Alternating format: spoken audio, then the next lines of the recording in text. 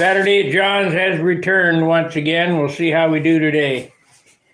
Like, subscribe, share, super chat, super sticker, Superman. All that stuff. Yeah.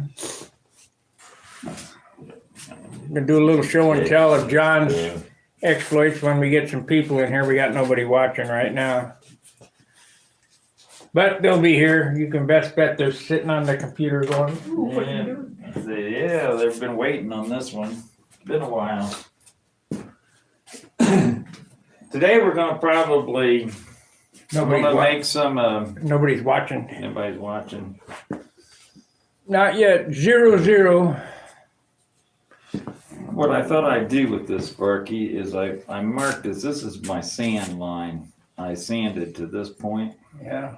I put a piece of tape on there and then I sanded those leading edges so I knew where I was at. I'm going to glue this on there like that. And this is just my spacer for my overhang that comes off of there. And then I'm just going to put weight on this and drive a wedge up in here. Soak it back with alcohol and drive a wedge in here to roll that up and keep it weighted down. And then I'll just sand it to whatever. If I have to, I'll sand the damn thing all flat and glue a piece of wood on there and shape that. Well, we got 3 watchers now. Welcome everybody to the Saturday at John's. We're back going again somehow. With all the snow and flu and all that BS. What are those tips? Hinge back, little pieces for hinge backers. I got put in here. So go ahead and give their show and tell, John, on your airplane. And I'm just building a couple stabs. Build up, sheeted on both sides. Elevators are already done. These are all built up.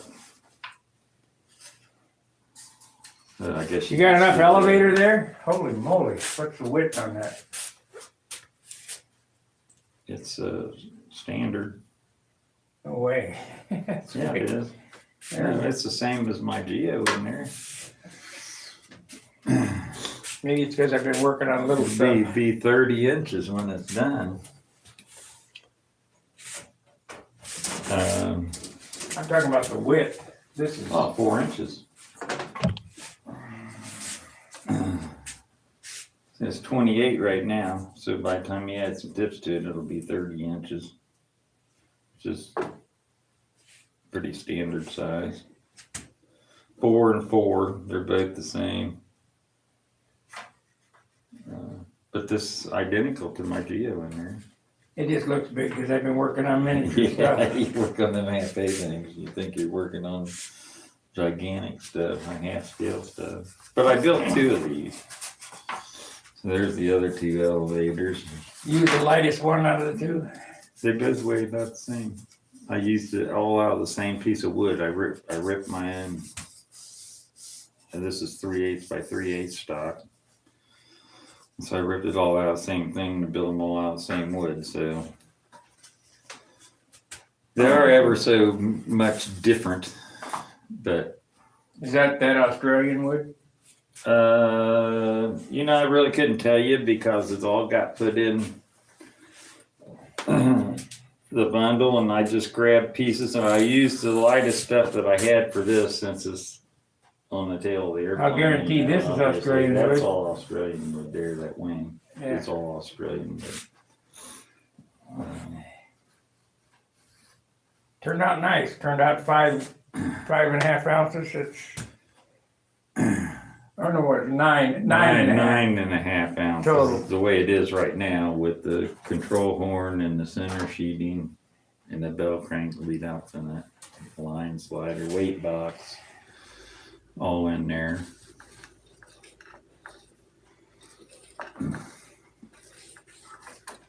Feel pretty good. Makes me want to build a big one.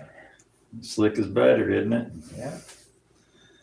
But anyway, I was sort of going over how I was going to do these, and I sort of explained to you, but I'm not going to go into the detail on that because these guys, I really sort of screwed up because I should have left the leading edge unsanded and sheeted it and then sanded the radius end, but I wanted it sort of an airfoil shape, and that's what I was shooting for, a sharp leading edge and not a big blunt leading edge. So now I got to get the 16th inch sheet to go around that edge.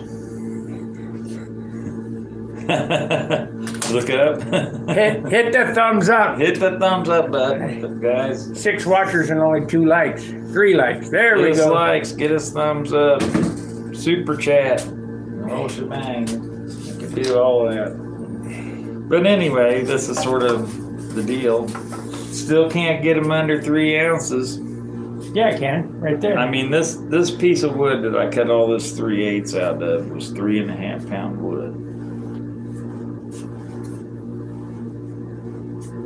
What are you gonna do? I don't know what you can do. This stuff right here was, this is 11 grams for a 4 by 36 inch piece, which comes out at about 4.5 pounds. no 5.5 pounds or 6, I think. Chart. It's 11 grams for 16 by 3 by 36, 6.2 pound wood. The lightest what I got. I'm still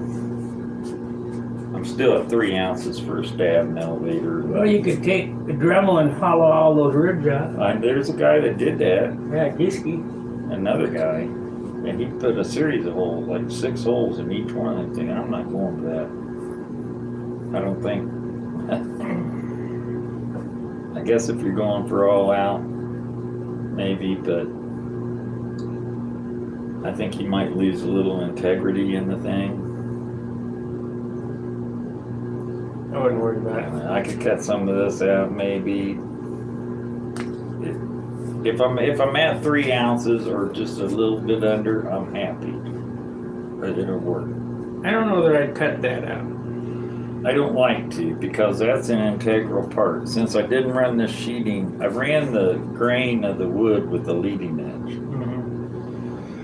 Because I wanted to be able to conform it around that edge, and if I hadn't have done that, I wouldn't be able to. And what's going to keep roll you from, around what's there. going to keep you from doing it is that joint right there. Right. You might have to cut that joint. I don't care if I have to or not. I know, but You know what I mean? I know what you mean because it's going to change angles as you bend around that corner. It's going to want to separate. yeah.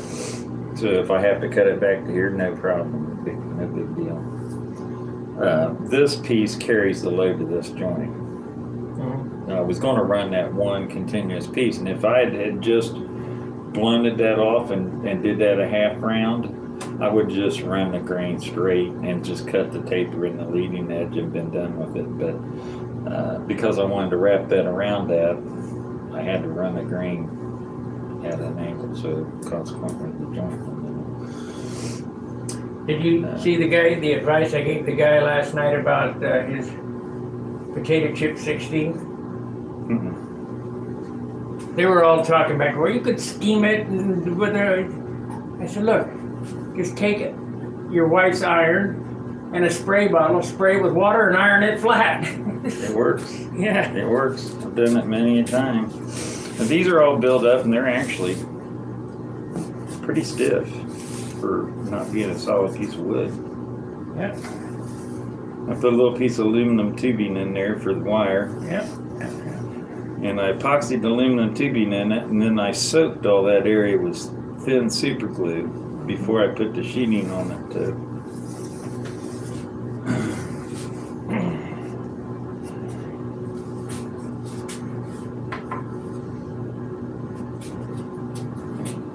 Today I sort of had set up, I made a bunch of Sparky's hinges, and because we don't have the Video is grainy. Well, I don't know what to tell you because it ain't grainy on this end. Let's go, Brandon. And That's right. support the truckers. Let's go, Brandon. Video looks perfect on my end. Looks okay here too. Yeah, about like me the other day. Mine completely shut off on me the other day, and I texted you. I thought it might have been you, and you hollered back. Well, everybody says there's coming in. And I turned my computer off, turned it back on, everything came back up again.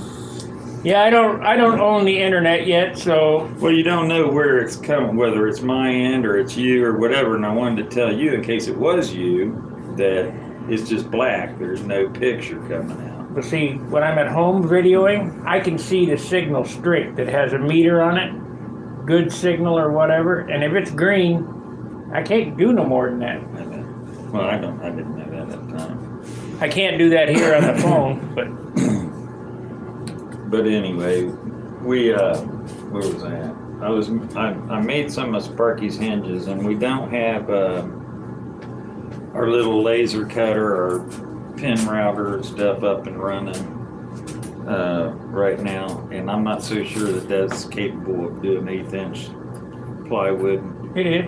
It probably is. With Not laser cutting, routing. I got a router motor at home. Yeah, but to be able to cut 1/8" plywood, you probably have to make 3 or 4 passes at it to. Yeah, but you think you can turn it on and walk away. You just have to listen to it. Yeah, and make sure it doesn't grind the board or overrun its limits or whatever. But anyway, I made up a thing to make his hinges. Now we'll sort of go this one step at a time. We'll actually make some hinges because I need to make these hinges for my control wires anyway. So they're going to be the same diameter OD as the regular hinges, which are 3/8 of an inch. And even though I have some already cut out here, I'm going to make some anyway. So this little lollipop here is 3/8 of an inch in diameter. So what we're going to do here is we're going to show the whole process of making these little lollipops, ready to go in, bushed and everything. So we're going to start out on the bandsaw, and we're going to rip some pieces of 6-ply plywood.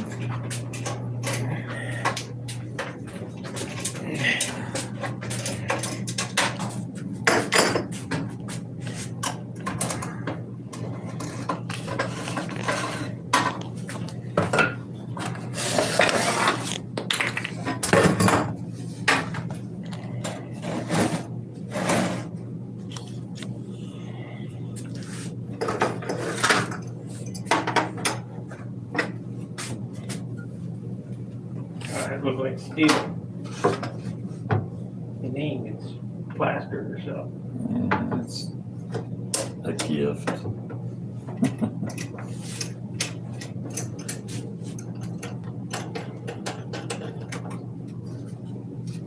The whole problem with these little things and anything that you do like this is jigging. You're making jigs for everything. And it can be sort of a pain in the butt, but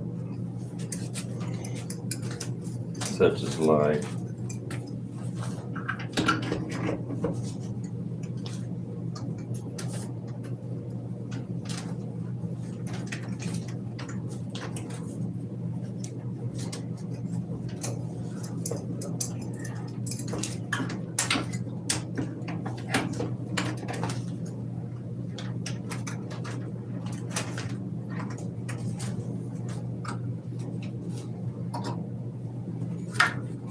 We'll start off with this.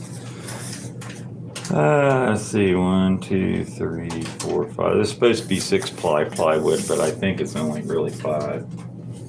So what I did was here, I set up a bandsaw to rip a piece of this plywood approximately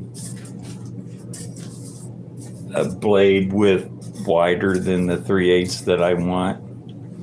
And when I get to one of the last steps, when we start cutting the little tang, I'll show you the reason why. that's important, because that sort of in the end, it comes down to when you put the tab on there. So we're going to take this and we're going to rip a piece.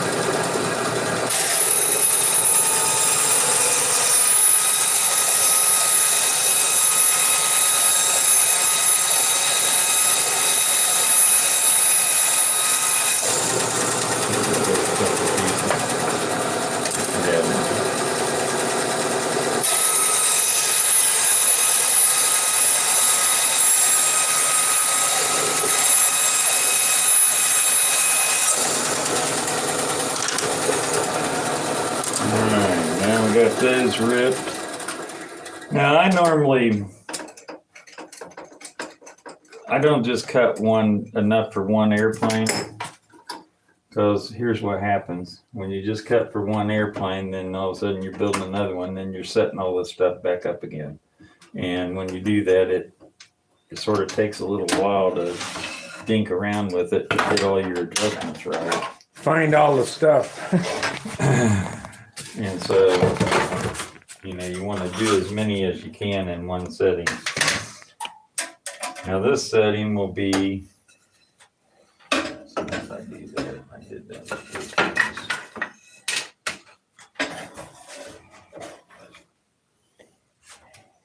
I got a test sample here. This is my width of my part.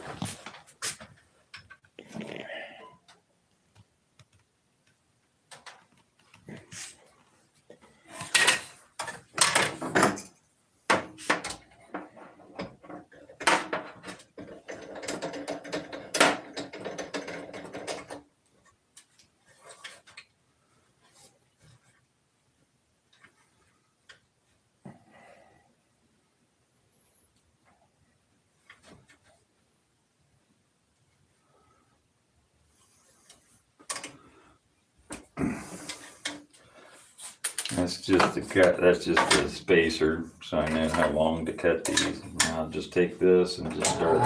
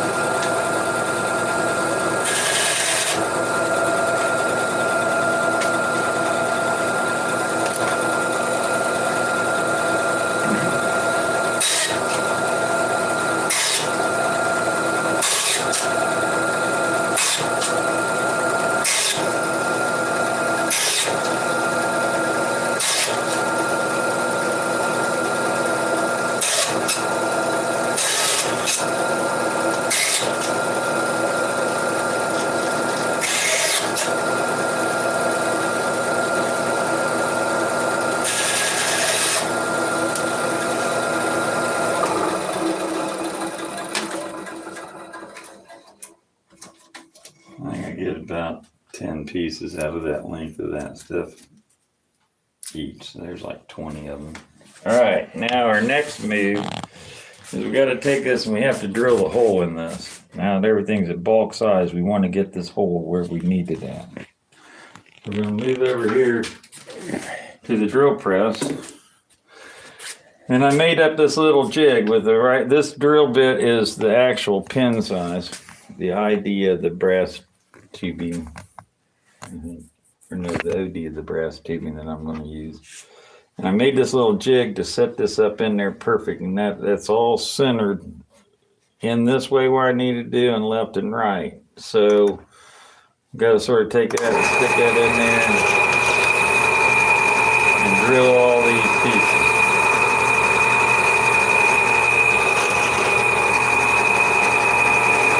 Now it's essential that you keep the sawdust and stuff out of there, because one little grain of sawdust will throw you off on this. We'll show you, we'll probably have a mess up or two here, and we'll show you what it does when you do get off.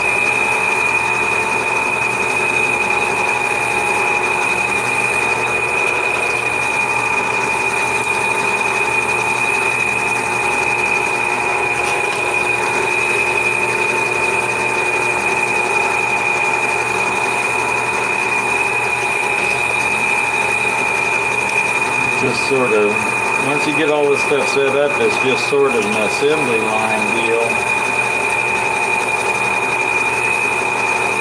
But it takes you a whole day to make all the jigs, and get your initial setup. But once you got it, it's pretty easy to set it back up again.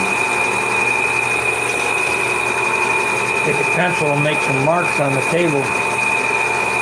Yeah, you can do that, or you can make your jig to where it fits right onto your drill press table real good. I just used what I had here and just clamped some stuff to it.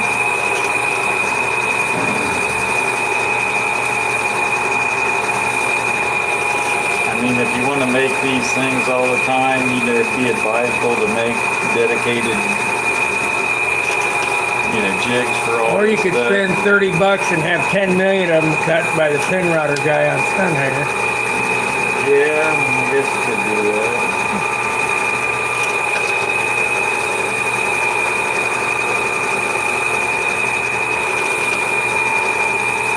I sort of like doing things myself, but all right, there we've got about 20 of those drilled. Now we're going to come over here. We're going to go to the router. Get on the other side.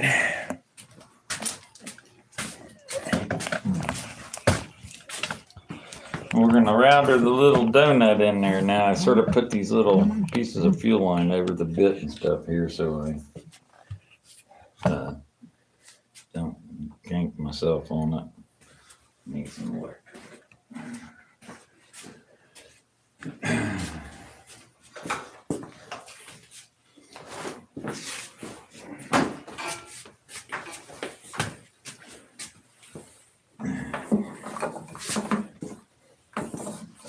And get some juice.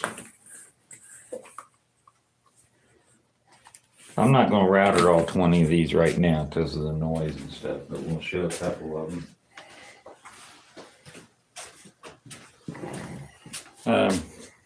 You're working in very close proximity to a very sharp little router bit on about 20,000 RPM. So It'll take your finger right off. You want to be real careful about doing this.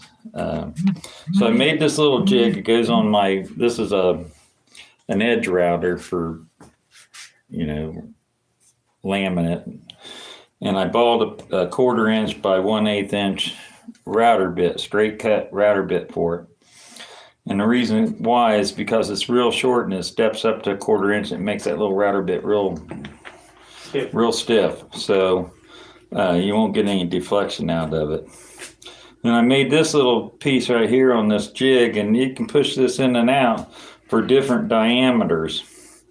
And this jig will slide this way, so you can move that bit away from this pin or closer to the pin, depending on how big a little donut that you want on there. And then this stops this as it comes around. It stops it for the diameter for this 1/8 inch leg. So it's all trial and error until you find out where you need to adjust that. And once you get it done, you sort of waste a couple of these little pieces. Big deal, getting it adjusted. But I've got this adjusted for 3/8 right now. So we'll turn this on. Slide this down over this pin.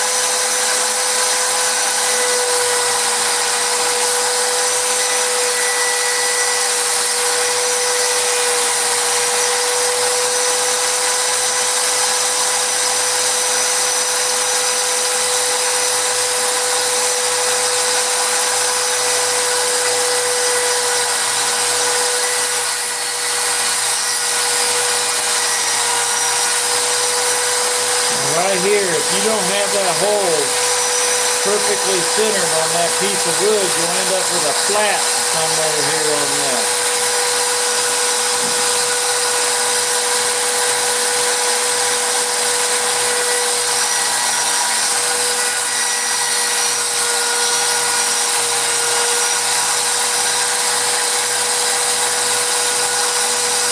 I'm sure they get the idea.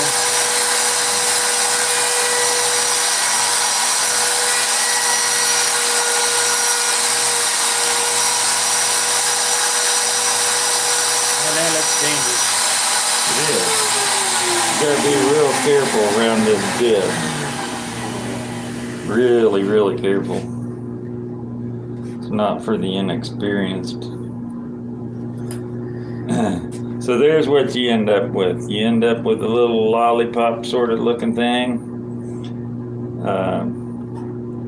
The start of this thing. Now our next step is we're going to cut each side of this. Now this is where that little bigger than 3/8 comes into play, because if you want this 1/8 inch, you got to go from this edge right here. That's why we leave that on and for the final step of cutting that, because that determines where that little lollipop leg goes. Now we'll go over to the jigsaw.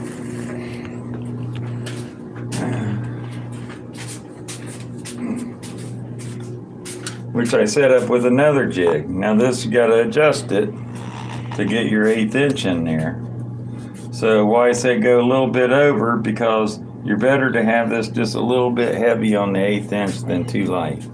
You want at least 1/8 inch, and then you can sort of sand it a little bit to go. So now with this jig in place,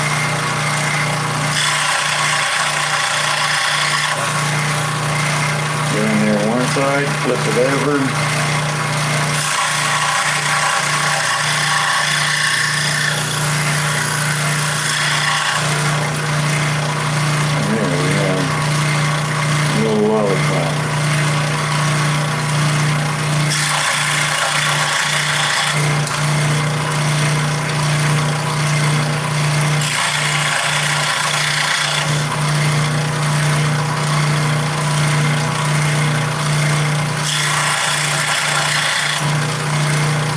Watch out for that. Problem with jigsaws.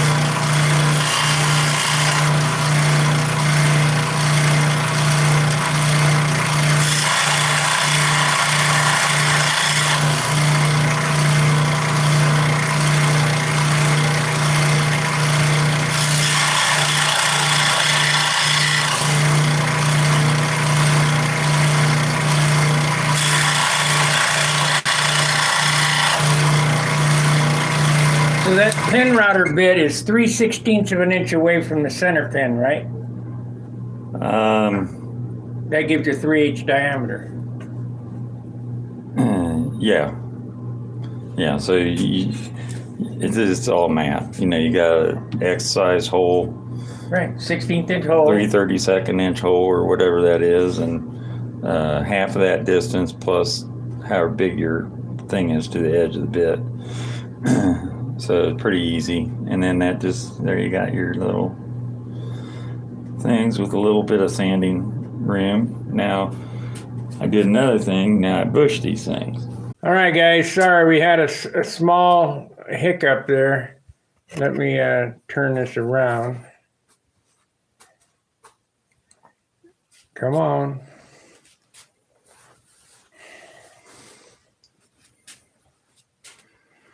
There we are. Nobody's watching though.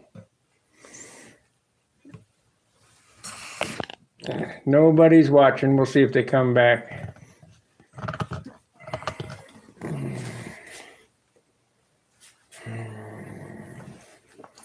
Ah, one's back. Welcome back. Sorry about that. We just had a little problem. YouTube decided it didn't want to play.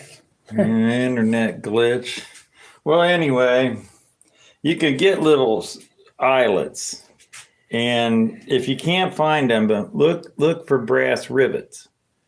You can get solid brass rivets or hollow brass rivets. So you can get them in various sizes, but a 1/16 of an inch is about as small as you can get. I think you can get smaller if you look a little harder. But anyway, I took a piece of brass tubing and I made a little jig over here with a little mark on it, and I shoved that brass tubing in there.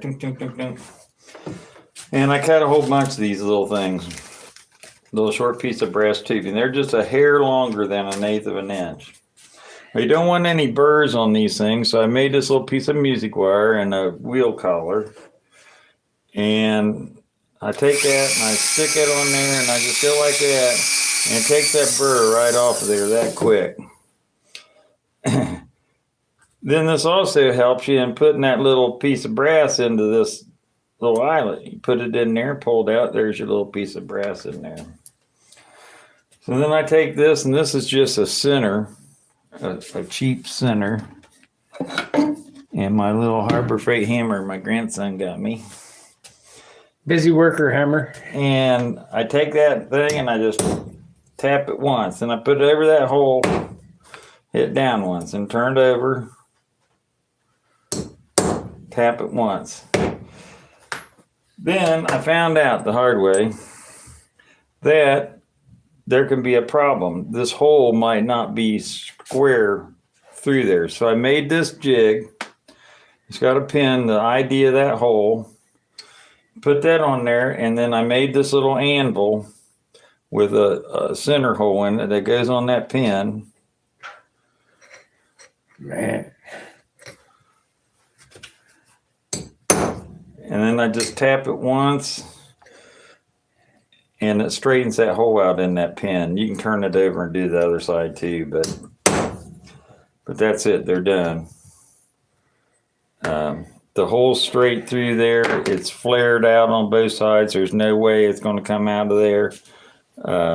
It's not flared enough to split that wood or anything, but it's a nice, neat. It's flush on both sides. There's nothing sticking out. We'll do another one here. Good morning, Alan. Good morning, Don. Sorry about the internet glitch.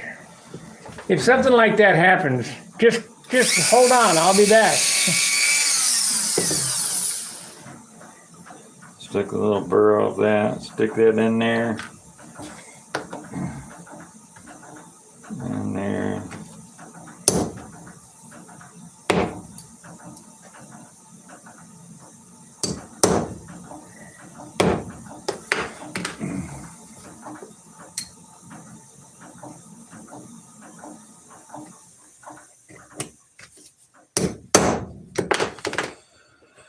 There, you're done. Flared and everything in there. Do one more here.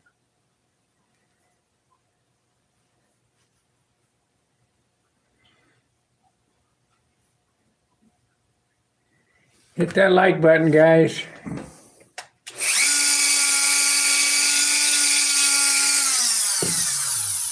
Hey, Chris. Good morning. I don't know whether you were here when the internet went down or whatever, but we had about a 5-minute pause in the stream, but we're back. Flare one side out, tap it in there flush, flip it over. Flare the other side. Really don't need to hit it with that hammer. What are you gonna hit it with, your hand? At that point, you can just use this little anvil here, this little thing, and hit it, and that finishes out the flare on both sides and make sure the hole goes 90 degrees through there.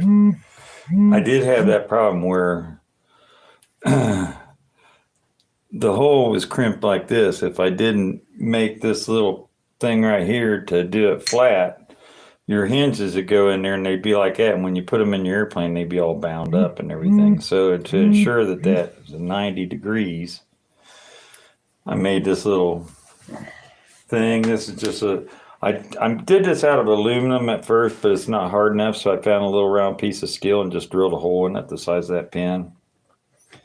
And stick that over there. Hit it real good. I mean, you can flip it over and do it the other side too, but you probably really don't need to. And there, that finishes out the flare and it makes everything flush. And then you got a good bushing.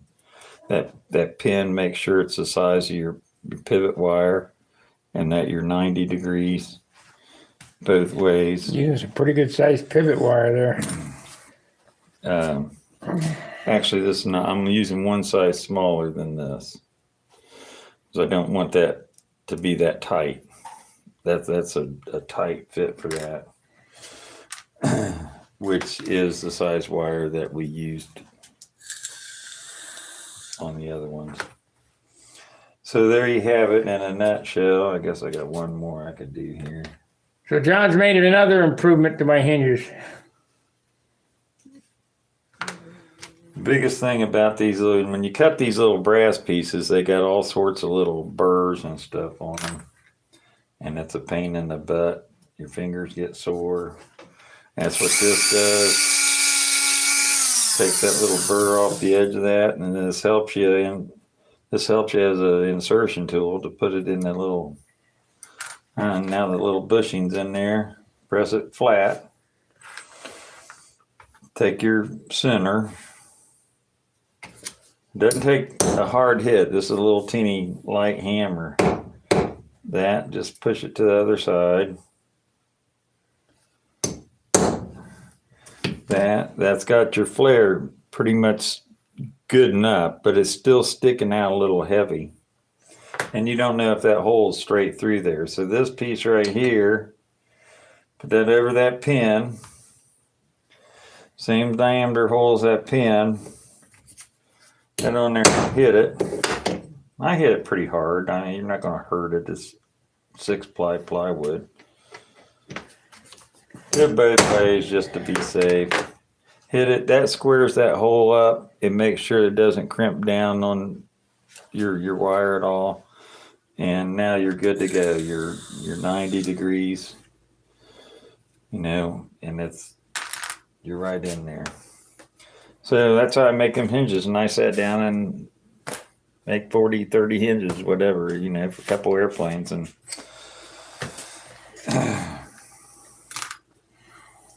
but all the jigging, the whole thing about this stuff is all jigs.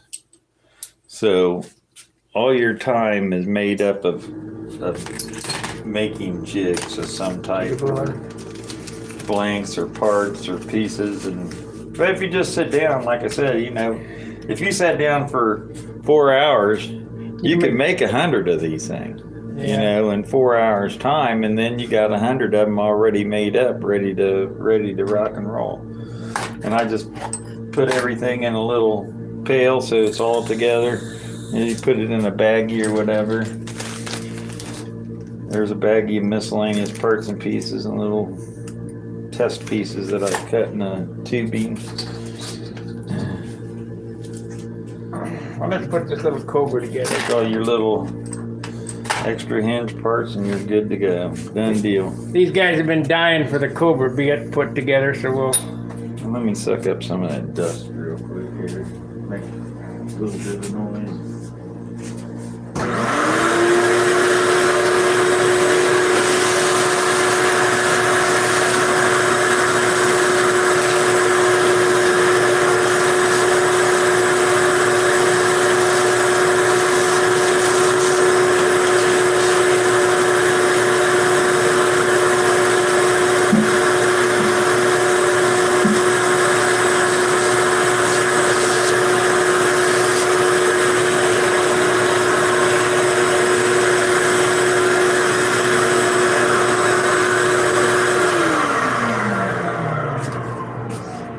If you're any kind of a machinist or whatever, making all them jigs and stuff won't bother you, because you're constantly, that's the whole part of the job. You're constantly making jigs.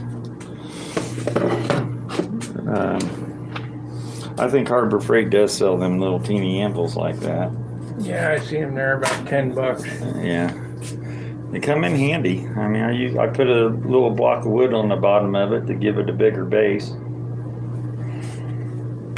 I use it all the time.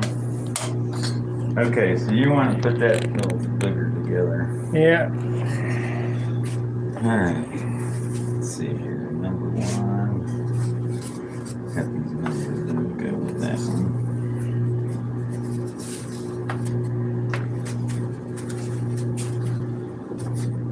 That one.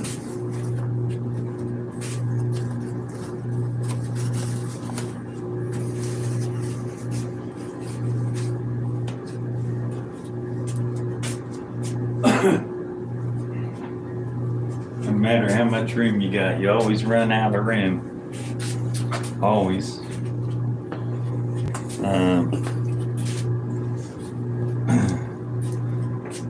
One of them, I guess we'll have to use one of them squares. fingers there. You're gonna have to take that top block off that. Yeah, top and Bottom block. Gonna have to make the hole bigger too, the wing hole. I didn't allow for sheeting. We're gonna have to Do the horn. make the horn. Where's the knife?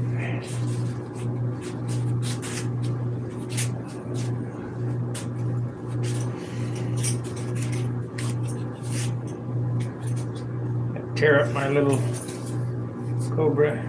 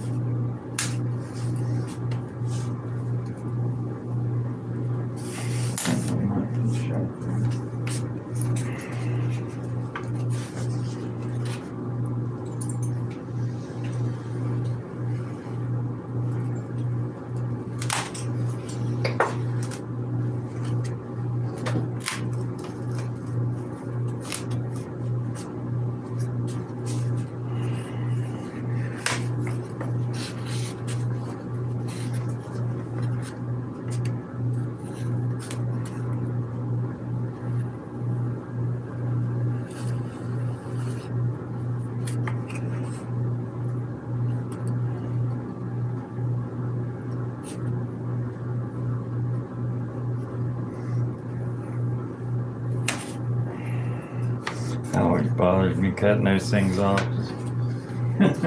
Yeah. One little slip.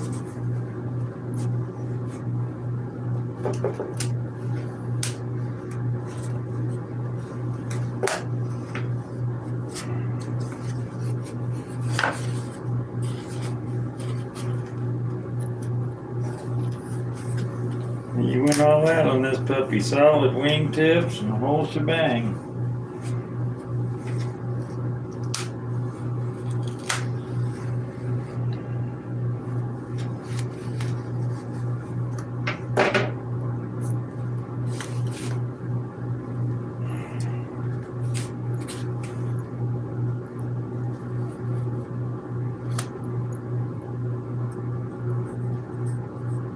You want a single edge razor blade instead of that? No, that's fine.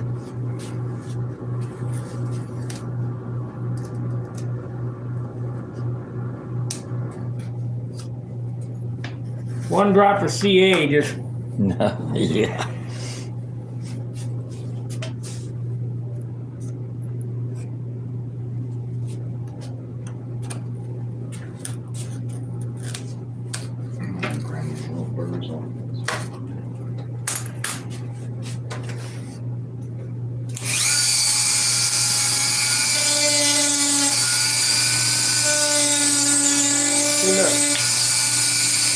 That look familiar? Yeah. It's just like a big airplane. Like the big one.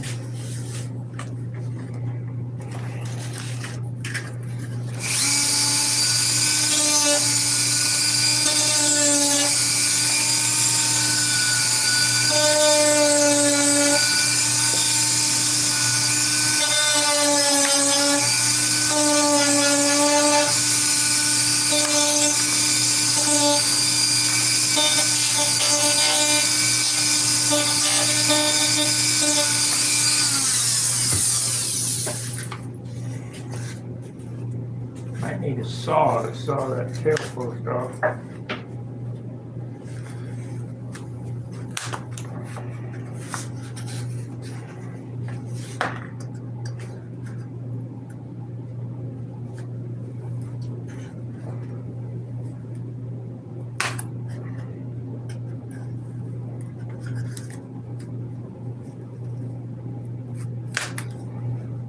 Don't make the mistake of sanding these things flat when you cut these off of there. Yeah. There's all those little nibbins there at this glue tax will key you right back on there perfect again.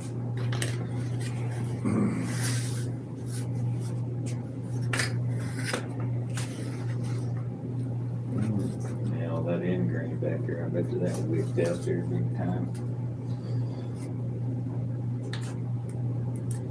Get a saw. Right there.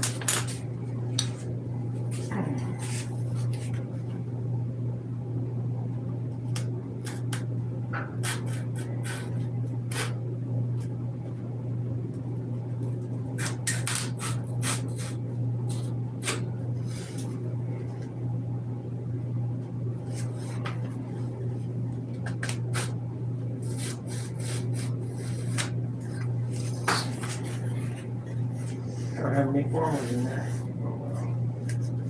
Put them in afterwards. What's going on here?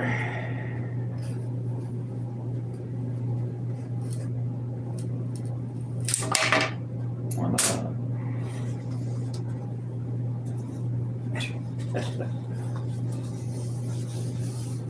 This is most of the weight right here of this thing.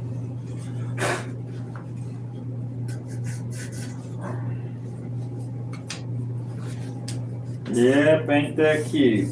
Just like the big boys do. Okay.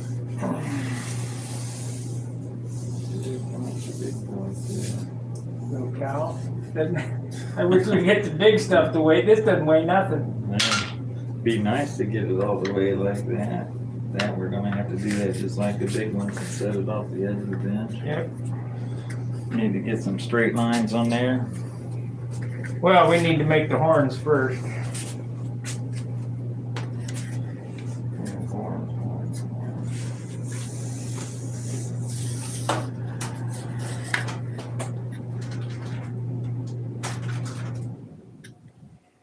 I don't have a jig for them, that little thing.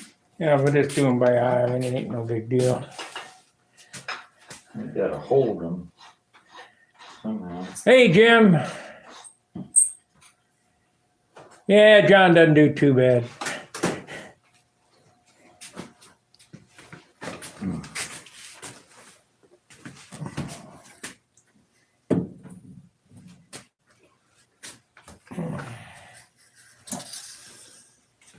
See, what size diameter wire is that?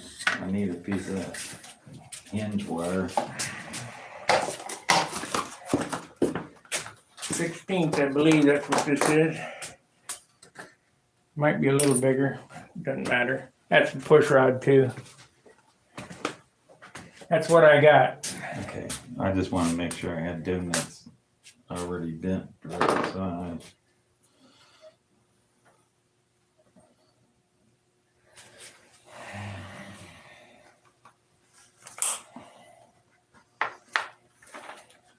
Gonna do the elevator too, making both of them. Yeah.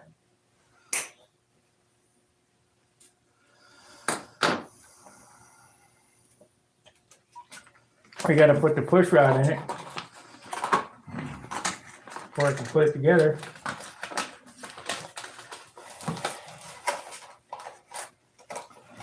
And you find a drill bit, the diameter of this wire, and we need a couple pieces of that cut, whatever length. Uh-oh. Gotta move your jig. There's another drill press over there. Okay.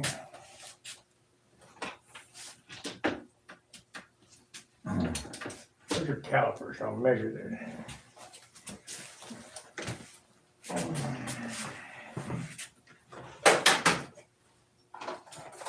It is 90. You got any 16th wire? This is 90 thousandths. 6250 would be. Make the landing gear out of this.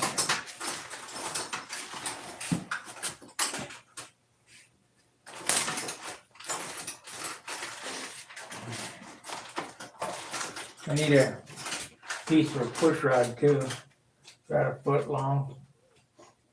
If not, I can use the 90 thousandths. I just try to save a little weight.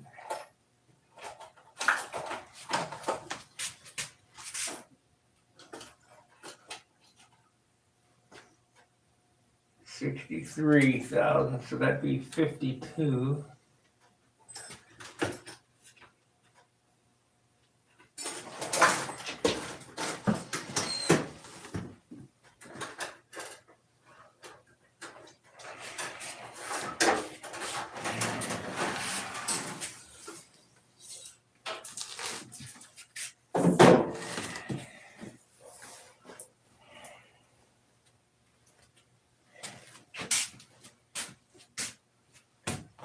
That's all stout stuff. This is air hardened drill rod.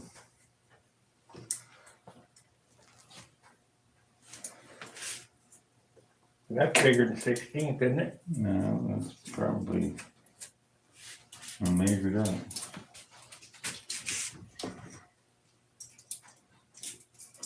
90 thousandths. Same as what I got.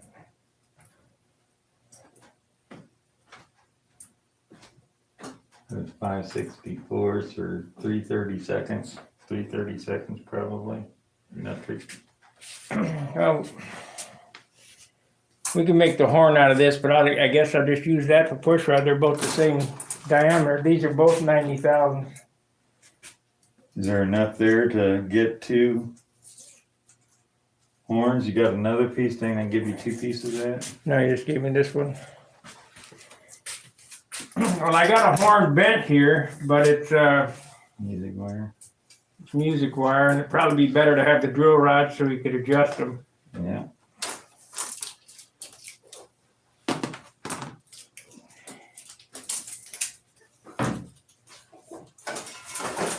But it's got to be bent exactly the same as this one because the holes are already drilled for it.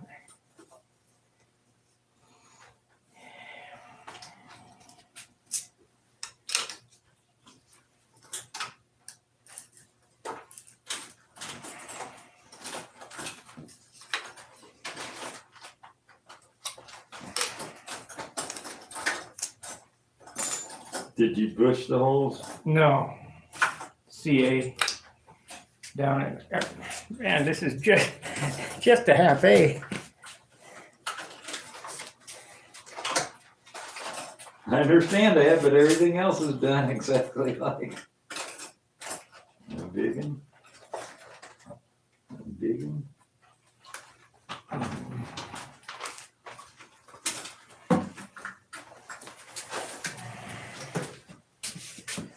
Make sure you hit the thumbs up button if you haven't done so already.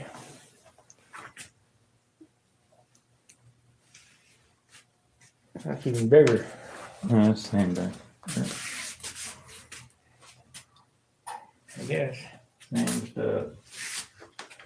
I think it's about 4 inches long and 5 inches Pretty big horn. See that?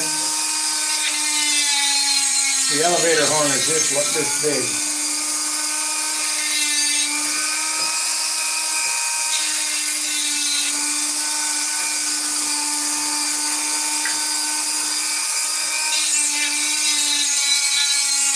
And the flap horn only needs to be, so we got 90,000. So we'll make it 89 or 101. I guess 101.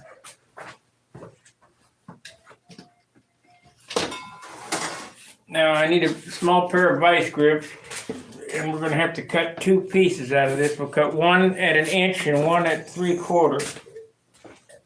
Is that right? No. 1 inch, 1.125", and because I gotta have enough to be able to grind. What do you want the vice grips for? I gotta hold the 2 pieces together when I drill them. Yeah, that'll work.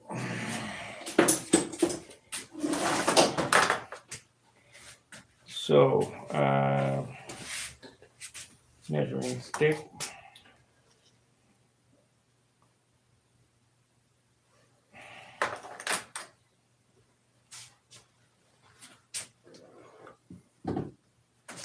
One inch, 750, 3/4.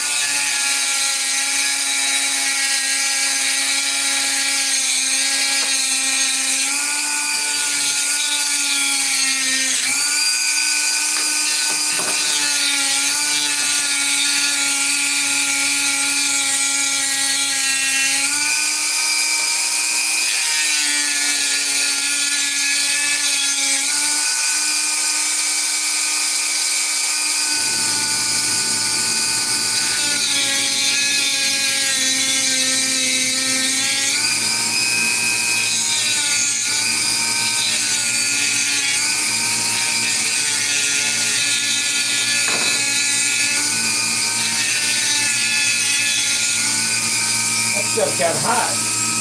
Oh yeah. Grass will light you up. Okay.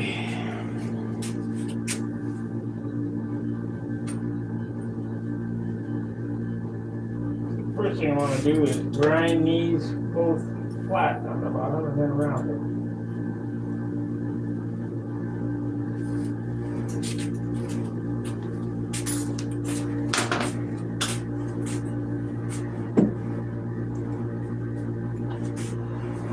My bowls aren't as good as they used to be.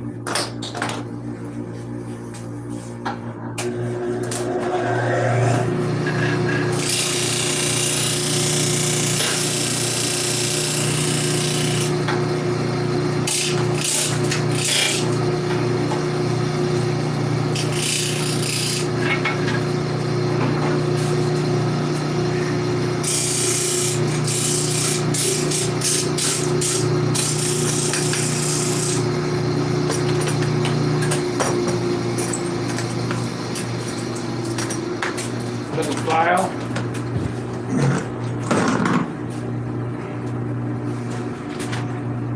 That's a round file. You look in here, there's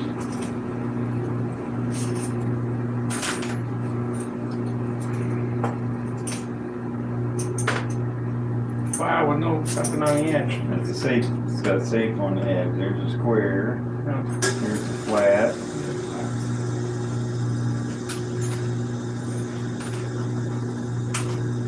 It's got a safe edge on it. It didn't have any edge on it. Yeah, well, it's got the edge, the thin edge.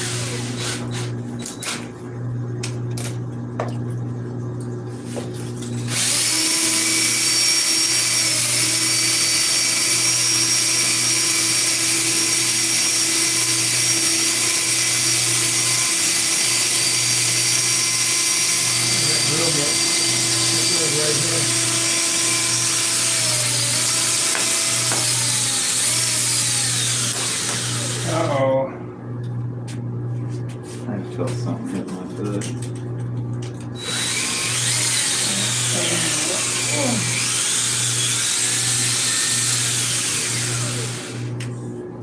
Well, at least it didn't go all the way to the other side. Yeah, normally.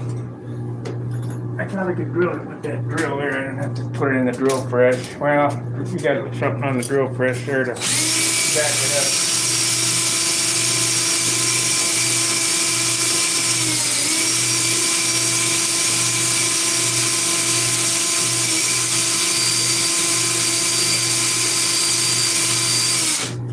Where's the chuck key? Hanging on the chain back behind it. Can I drill into this? That wood? Yeah. Yep. Just a sacrificial piece.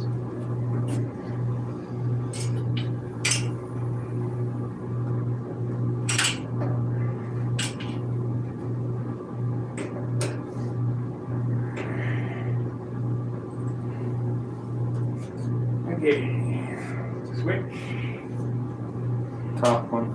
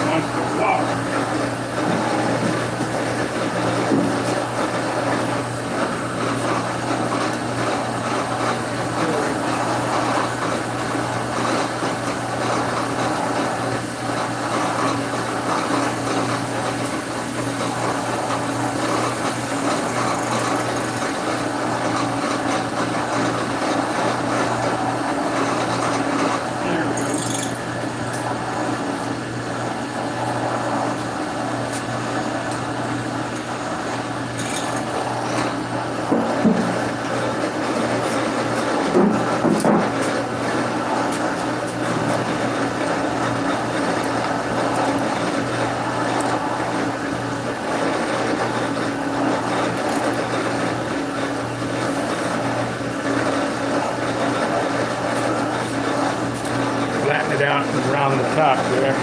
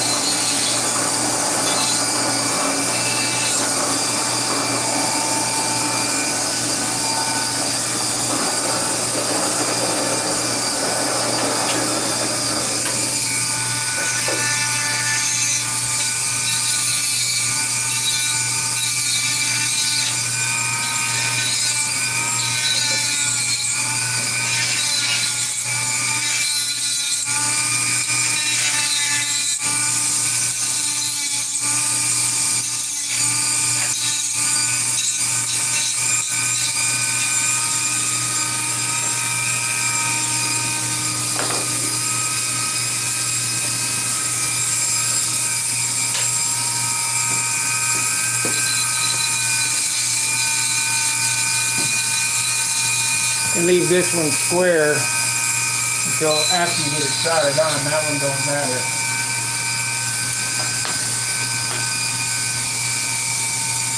Which one do you want to solder through? That one? Yep. How much too big is that hole? About Just barely? Just about one 4,000. One just barely big enough for that wire to fit through there. It's about 4,000. Okay.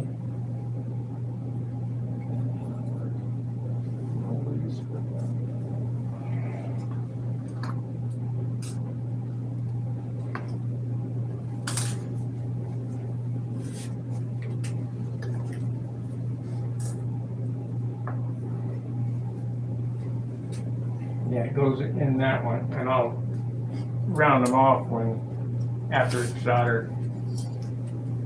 Because you can't, if you make a mistake, then the control ratios would be wrong, you know what I mean? That's why I vice grip them together.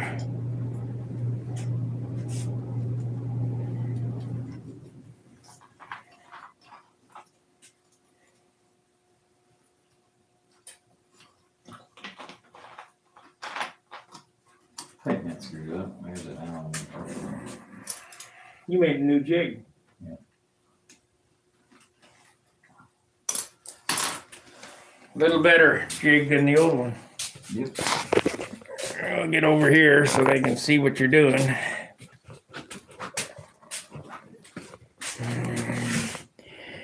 Okay, let me explain what I did there. We took a 1/4 inch wide stock and I drilled, where's that piece? Yep. I drilled 2 holes in it. We're making horns out of brass. I mean, it's just a half A. But I vice gripped them together so that the holes would be exactly in the same spot. If you don't, then the ratio would be wrong. I mean, if you had you wouldn't need to do it if you put it in a mill or something like that, but I'm doing it Mexican style, so. Yeah, this is sort of.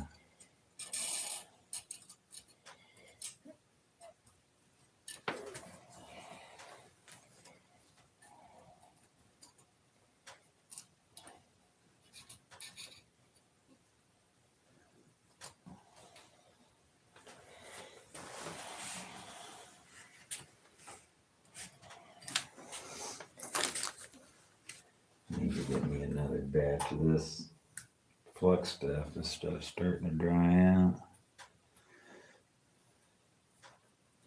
You can dissolve it back up with water, but I'd rather just get a different kind. I'm not real happy with this kind. It works, but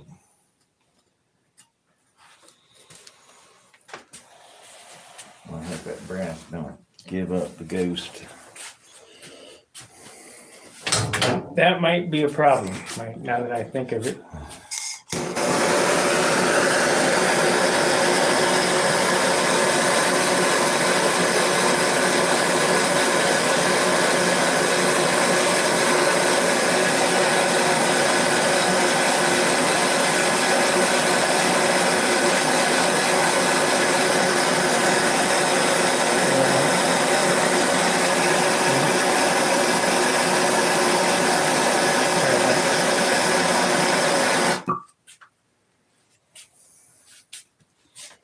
brass glowing red hot. It don't quite glow the same as that steel does.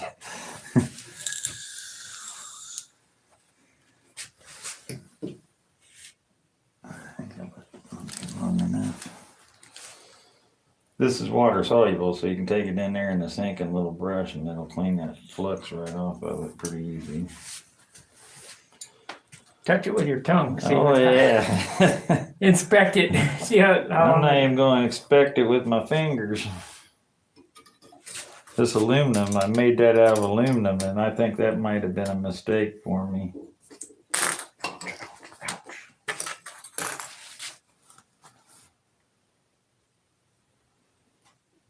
You don't really want to quench that. You want to just let it air dry, air cool. That hurt. Inspection time was quick. Where's that other wire at?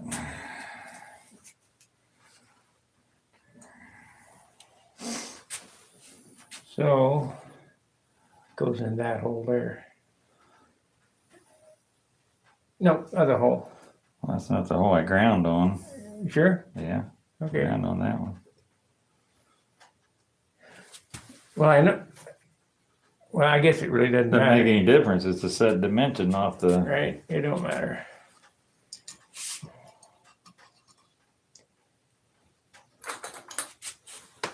Here, now, don't touch that. It ain't hot.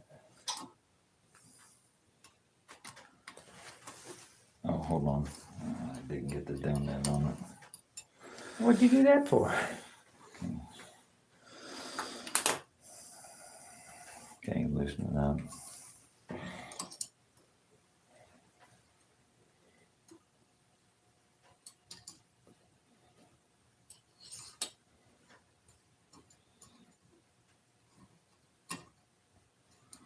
Okay.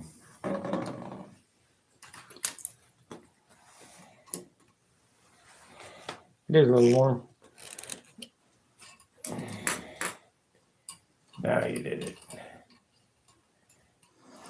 This is so small, my jig ain't. That's probably warm. Yeah, pretty warm. Hurt my. Yeah, everything's so tiny on this thing.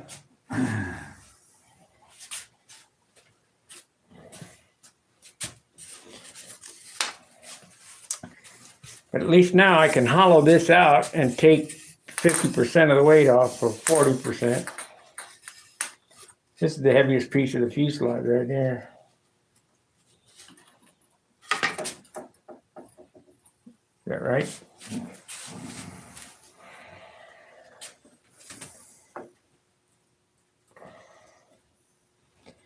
Whoever gets this better look back at these videos and see how much work went into this stupid thing.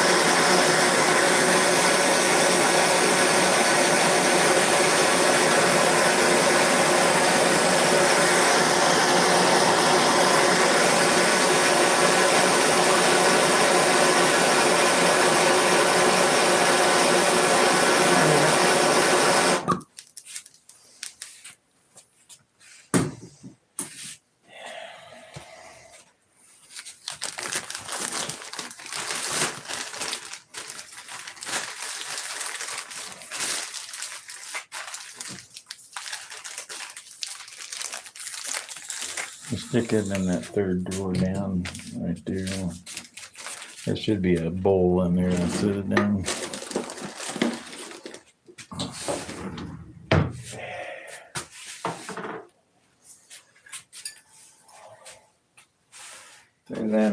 That's got flux on it. You don't want to get that running around, burning Let me holes. see that horn. It should be cool by now.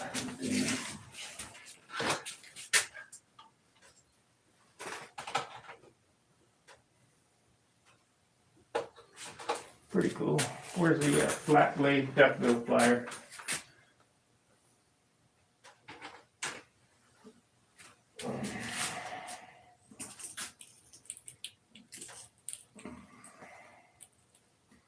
Oh, well. Stick it in there in that sink and take us.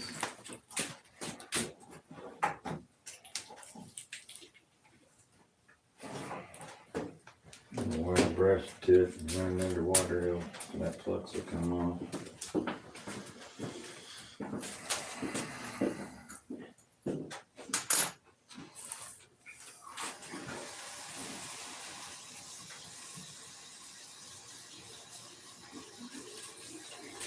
Getting warm.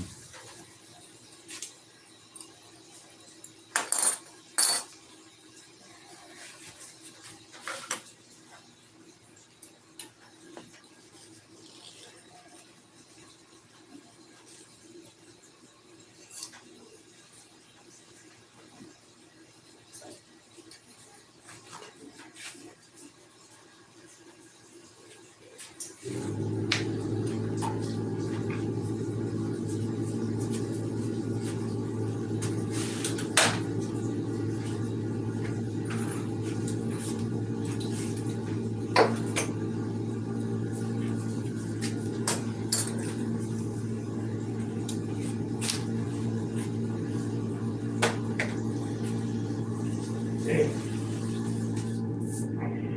Come off. Huh? Come off all right? Yeah, basically.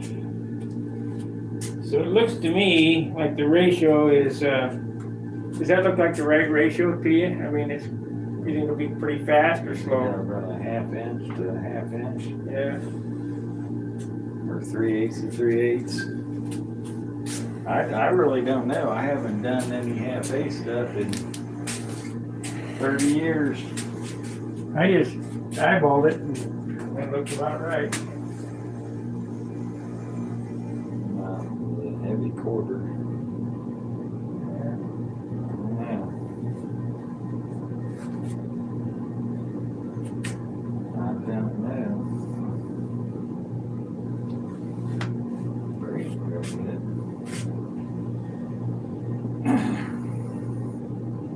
Did you bring your plans with you?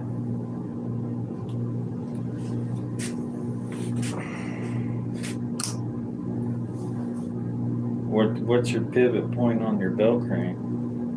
All the way out. It's about whatever perfect. All the way out on a 3-inch bell crank? Yeah. Whatever the perfect one was. I mean,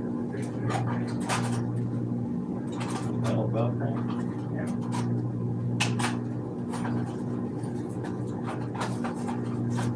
a little faster than 1-to-1. So it's this hole, is that center hole? That one. Well, actually, it doesn't matter because I haven't put the wire in there yet. Let's see here.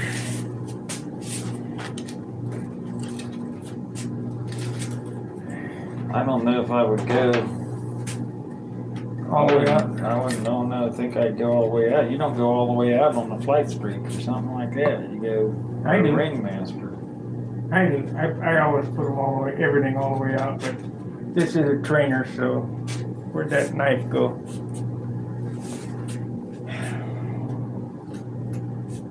I haven't put the wire in it yet, so.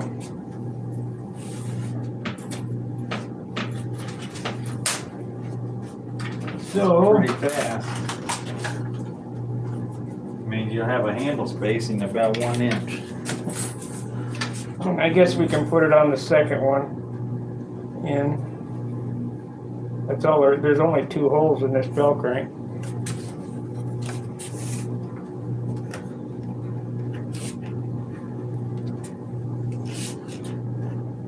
Or you put a Z-bend in the end. Yeah, I got the push rod bent already. It's in this box here. Yeah, I put it on the inner hole.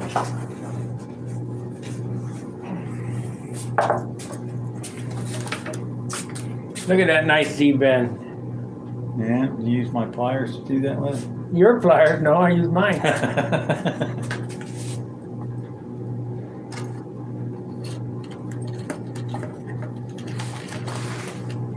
There.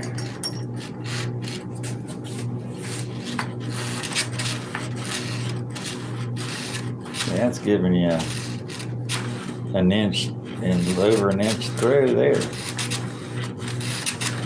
That'll work. That's the inner hole? Yeah. Yeah, I wouldn't go out to that outer hole. Things flit around like a scalded dog. I need a couple pieces of tubing to go over this for bushings. See, get her done, truckers, yeah. Yeah. We don't know what John's building yet. He don't know what he's building yet. Just building.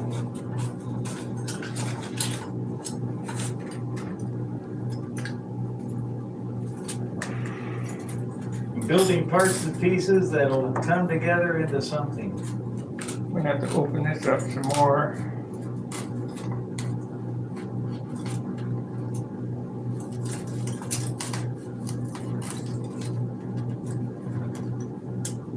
Get them out of there. We don't dink around inside there. I'd take a piece of 1/8 inch tubing for a bushing.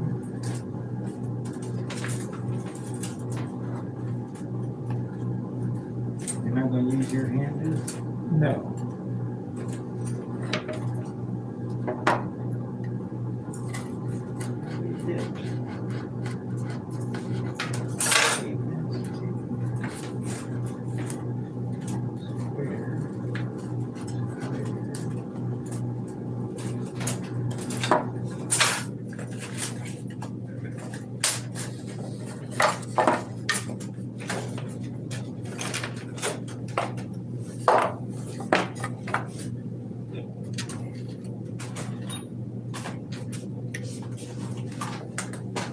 Could have been a little taller.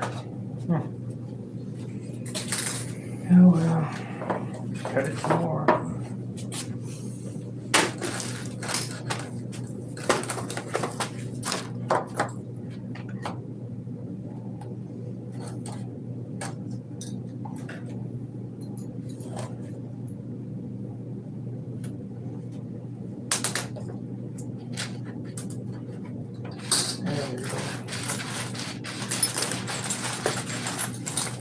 Okay, so that's there.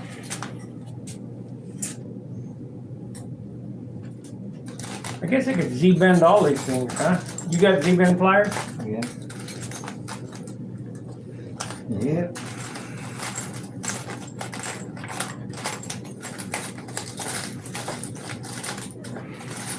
Make sure you put your bolt. Well, you don't need to do that.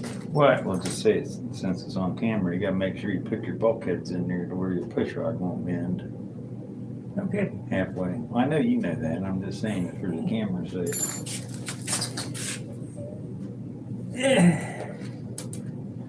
Okay, I need a felt tip marker so we know where to Z-bend. There's 2 beams.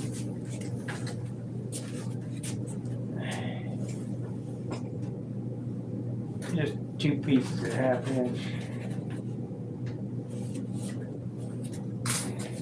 Yeah, that felt tip one. Yeah, that's better. So we want this straight up and down. We want the bell crank centered inside there. Come on.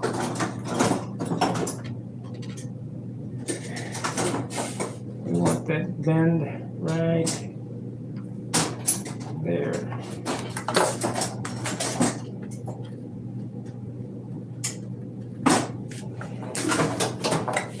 Okay, let's see your Z-bend plier. You got them. Let's gonna bend right there, and it needs to bend side to side.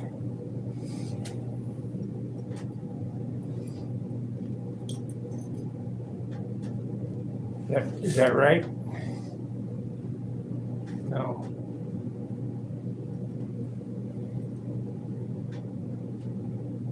Needs to bend right there.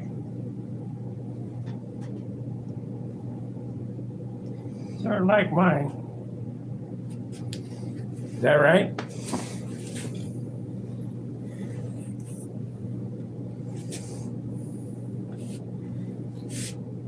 I don't monkey with it enough, so I don't know. Me neither, because it just doesn't.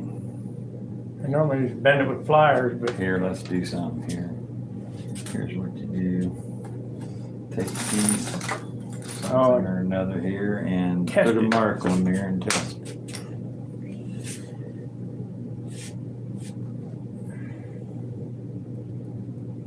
Could have given me a magic marker that worked. yeah. Okay, now that's on that point. The point on this one. Okay.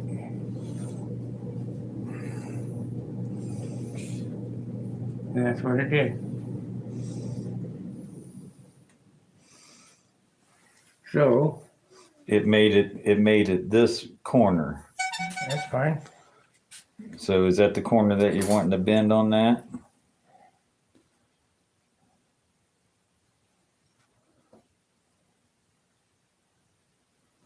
You can always kink that a little bit to. Let her rip. That stuff might be pretty tough. Yeah. Heavy. You can crank it down in this if you want.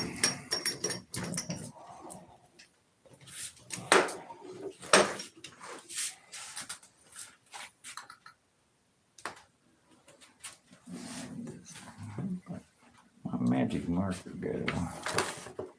There's a brand new one out here somewhere. Well, I didn't put much of a Z-bend on this. Heavier wire. Huh? It's heavier wire. Yeah. Make the Z bend smaller. You don't have that much to have to go through. I know, but it didn't get it at 90. Well, take it and put it in this vise. Put it back in there and put it in this vise. You see this? Yeah. My pliers bending at 90.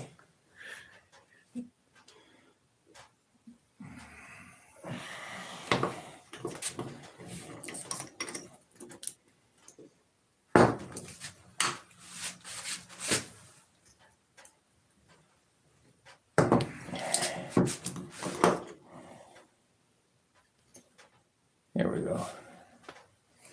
You might have broke it. You didn't break it right there. Sure did. I guess we should use drill rod with it. This is music wire. I don't think you need music wire for that. I think all you need is this wire right here, 20 strong. Is that RC push rod? Yeah. You can bend it with your fingers. 20 strong enough.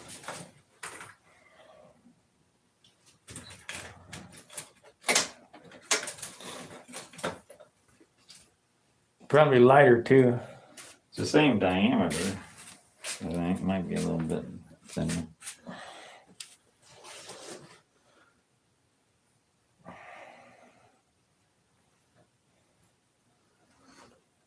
It's actually got a threaded, this got threaded in on it. Yeah, I'm not using gloves. Oh, why not?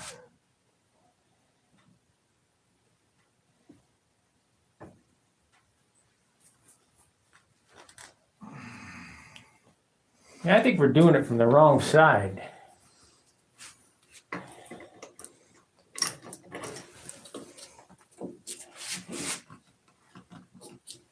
There you go.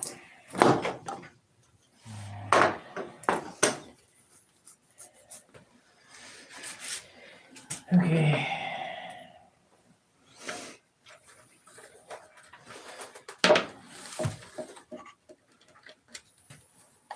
This wire's a little bit bigger.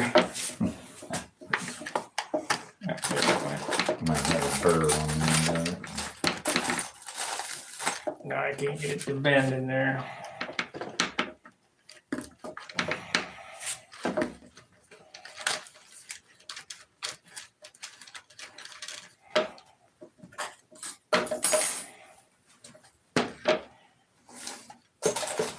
Not having a good day. This is just crazy. There it is. You're not holding your mouth right. And pliers. It's overbent, is what it is.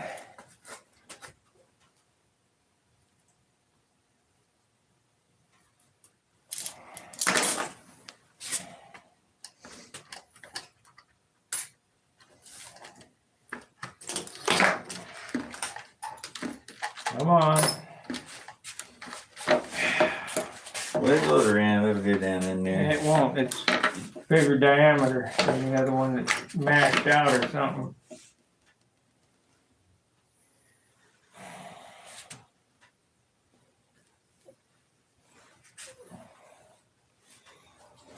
Won't even start. No. So I got it down to that first bend right there, but And then it just won't go around it. right, because it got wider. Just drill a hole out. Can you get a hand drill down in there? Maybe.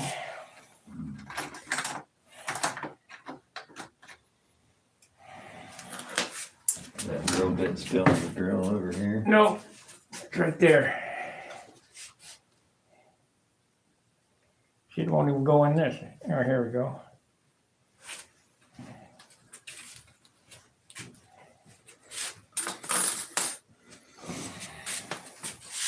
Tell me where you want me to hold them at. Right there.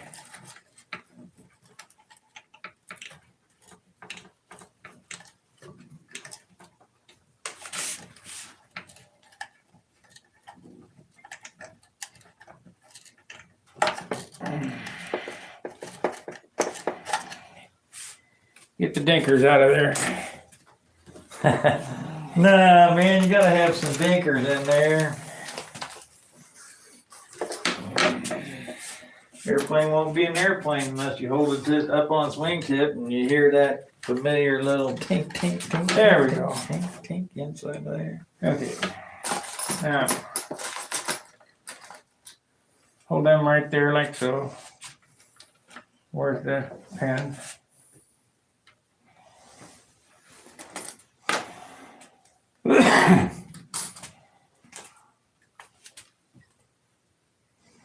Was this tape on here?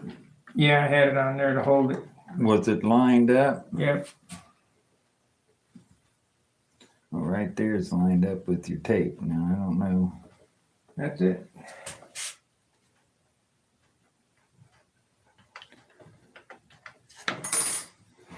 Been working? Yeah. I know. Let it go.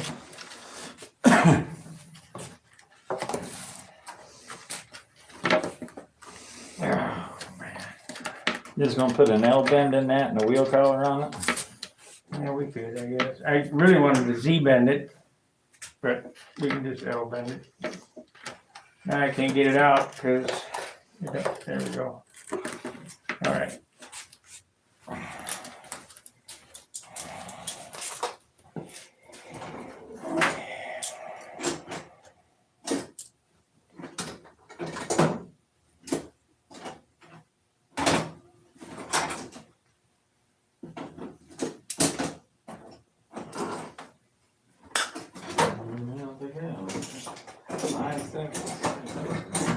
Oops.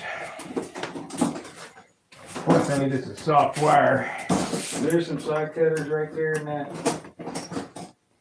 thing on the work table. Hang on the work table, no? Oh, there's side cutters in there? Nope. Yeah, there. Oh, up there. That's soft wire, so it don't bend pretty, cut pretty easy.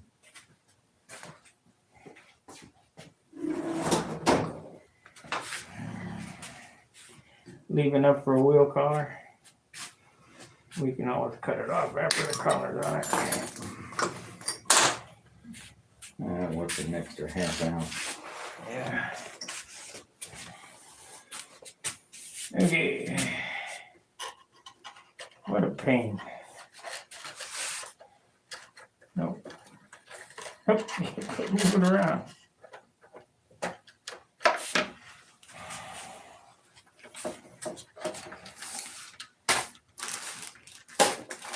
All right, now move it back and forth and let's see if we got it.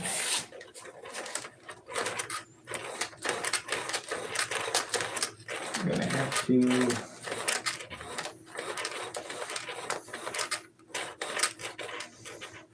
Gonna have to clearance this or something.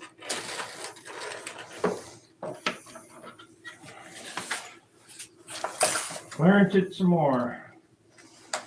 Clarence it, Clarence. You know, I don't know that I have, I don't have any long pieces of this wire. Of what wire? Oh, that. Easy bend stuff.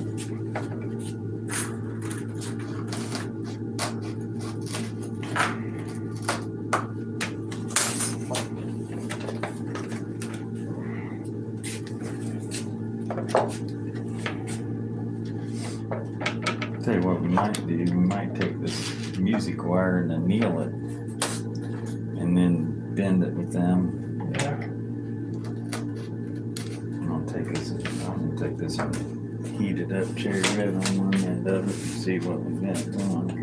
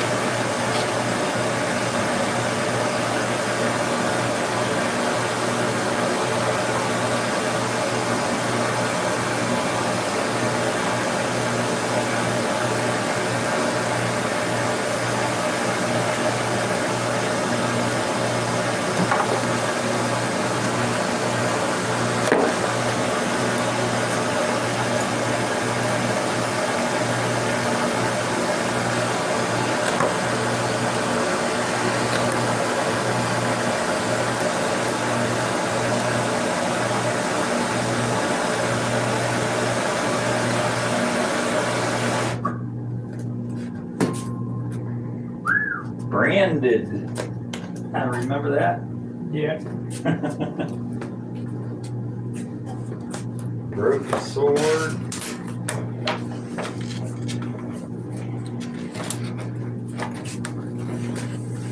Okay, working back and forth now. And there's neutral. Okay. You're hitting the wing.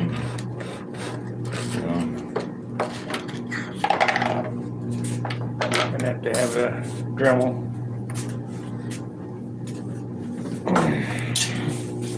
What do you want in there? That's fine. You gotta.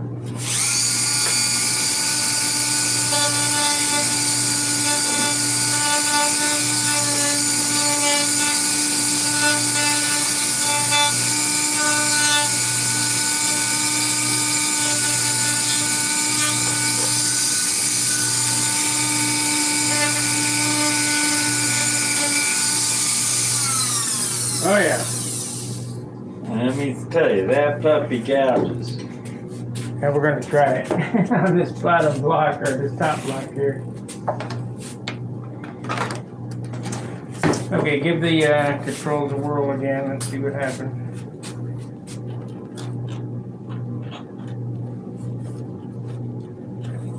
There we go. Okay, wait a minute now. That's it. Give it up. So the back one is up. Okay, so that's plenty there. Go down.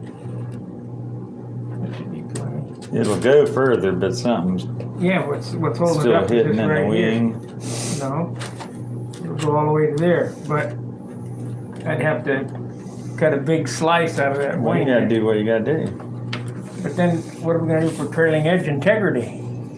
And I can cut it all off. You rely on the joint in the wing. Up here? You could always take a piece ahead of this. Well, maybe not. It's got a spar in there ahead of this. I mean, Way up in here. right there, see it? Oh, well, hell. Clearance that whole thing out there. That whole sheeting. What was it? Here, take one of these 8-inch bits and run them down here. I think I cut mine all the way out.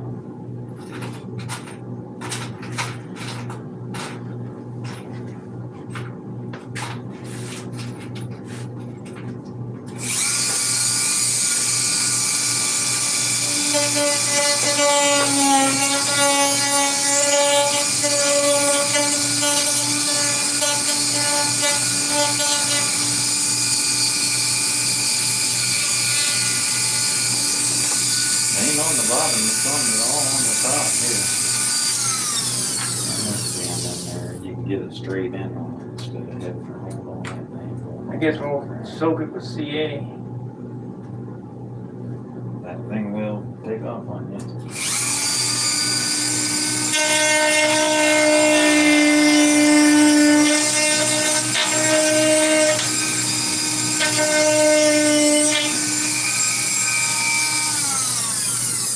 Thing's built about 3 times more wood than it needs.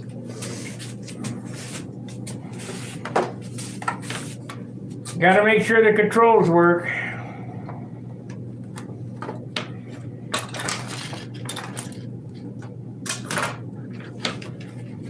Android, the glitter champion. Open that puppy up so we can get the smell of the hobby shop. There we go. Gotta put the little bit of this stuff out every whip stitch to.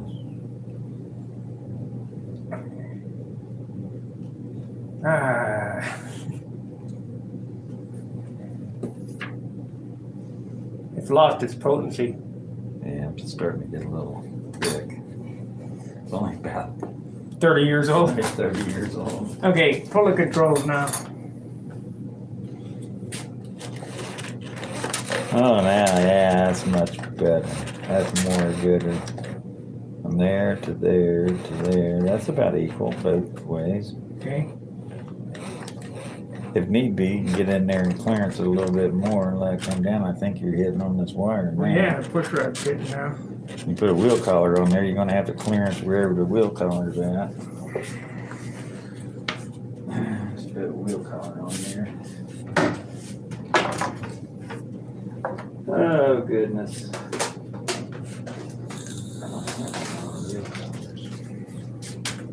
Where'd my flaps go? Oh, here they are. No, this is not flaps, this is bottom.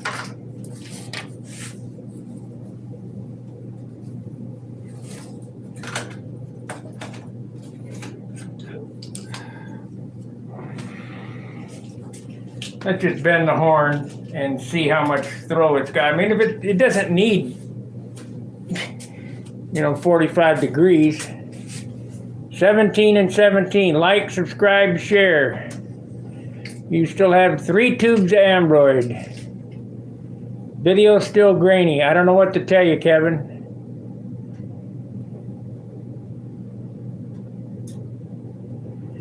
How about anybody else? Is the video grainy over there?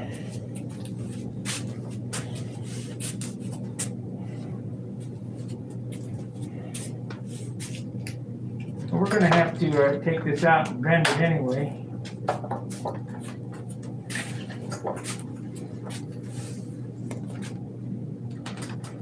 Make like the controls out of these zero play. Okay, that is up, or that is neutral. Right there. There's neutral. Right. There's up. There's down. There's fire. I bet that elevator doesn't have to move but 1/4 of an inch in each direction. Not even. It'll bite its own tail off.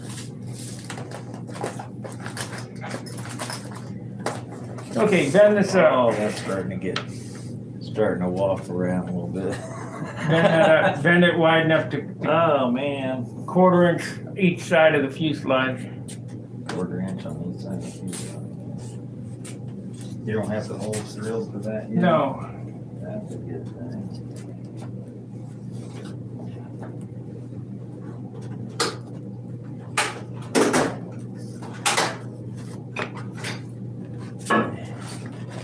Nope, no holes drilled yet. Is this the right one?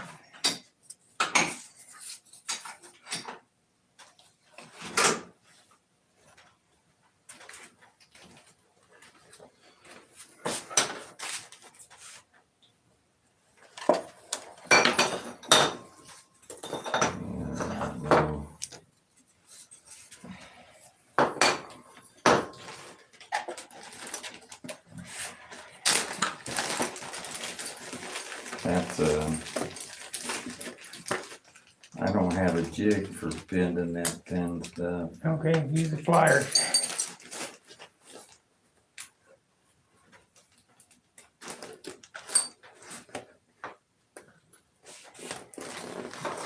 It's all too big of a radius. 1/8 inch wire stuff.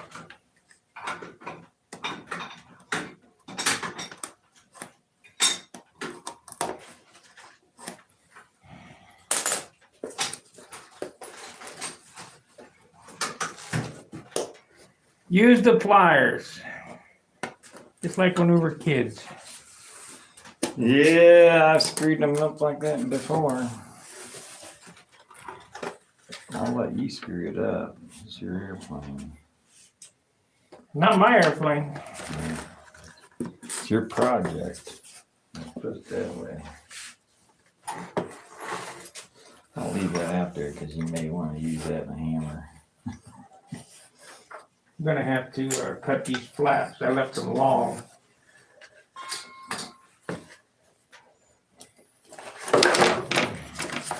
Hold on.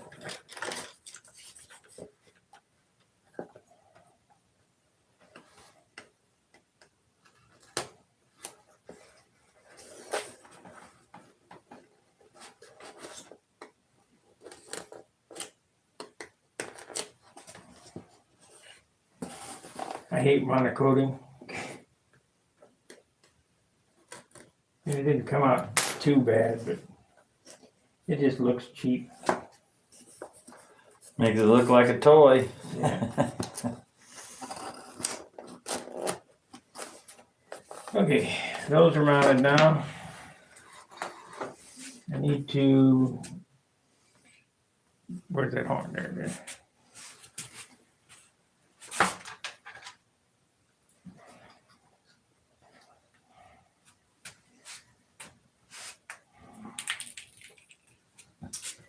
Oh no, gotta go over this way some more.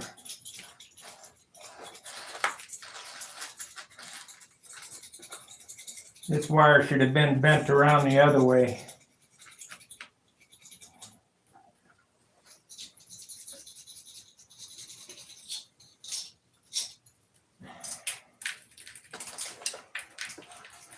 Can't win.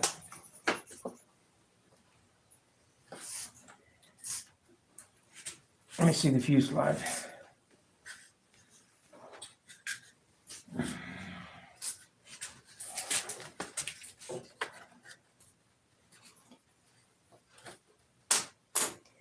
Well, I guess it'll work. I have to cut these flaps off.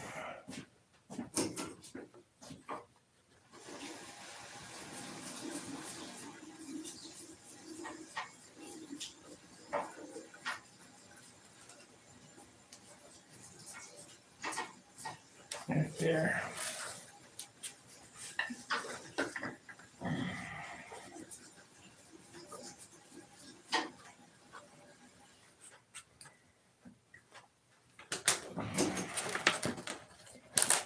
It is a nice thing about scratch building. You don't have to worry about following somebody else's lead. You just figure it out as you go. Yeah. True. Okay, I need a square, small square, and a saw.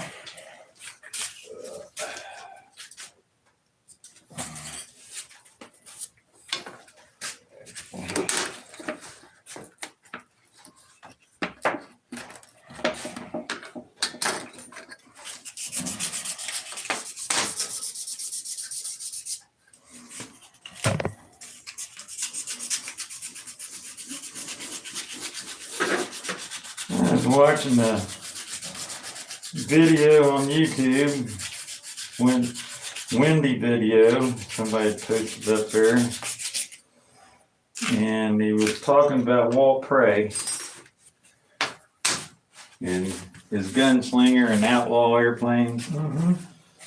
They had the murals like on them. Pretty airplanes, if you like that kind of, look like a side of a van. They did a great job. Like the Wankers airplane? Yeah. They did a good job. I can't deny the fact it's just not my cup of tea, but he did an excellent job of, did faces, And That was so funny when them guys were out there and, oh yeah, we know him, the Wanker.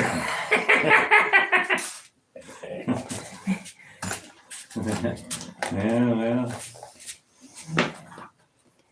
Yeah, we know him. We call him the Wanker.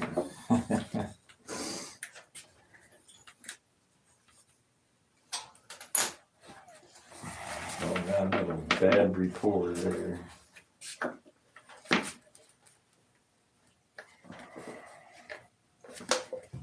I guess I need to build up a wire bender for this small wire. Yeah, I can get that one in the center, but it's close enough.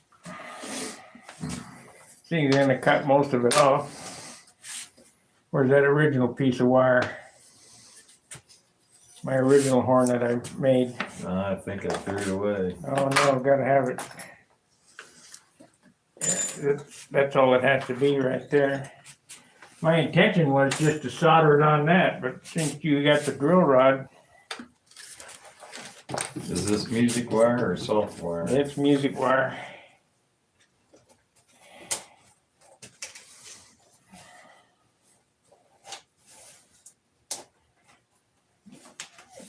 When you annealed that wire, did it work? I haven't tried it yet. Okay, let's see if this works now. Letting her air cool. Let's see, you wanted to do a Z-bend in it, right? Yeah, right on the end on that one. And then we'll, Well, I can do it a little long and then we can cut off whatever. Maybe. Oh, goodness sakes alive.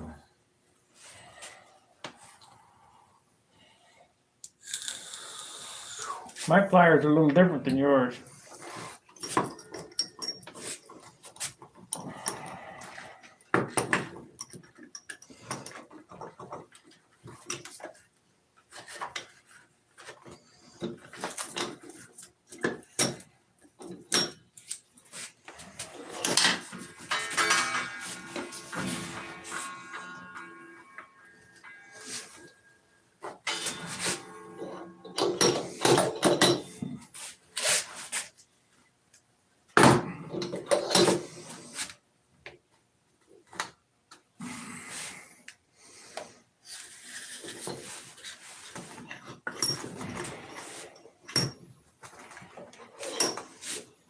These really need to be cut a little more.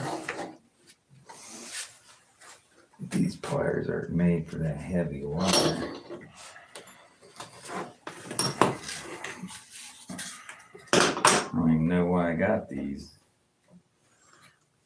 Yeah, put a Z-bend in it. It's not big enough. It's not.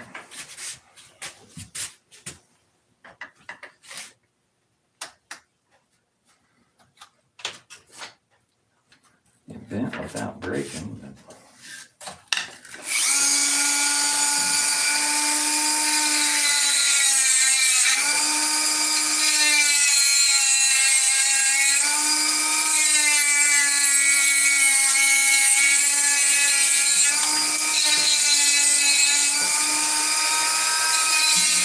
Let's see. I'm gonna have to get some electricity on this thing. I'm sure you'd love to win that plane.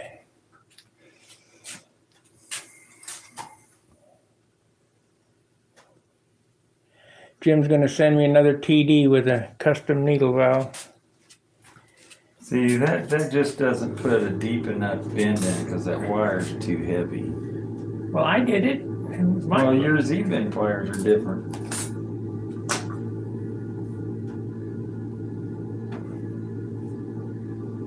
Both got red handles. Well, this ain't putting.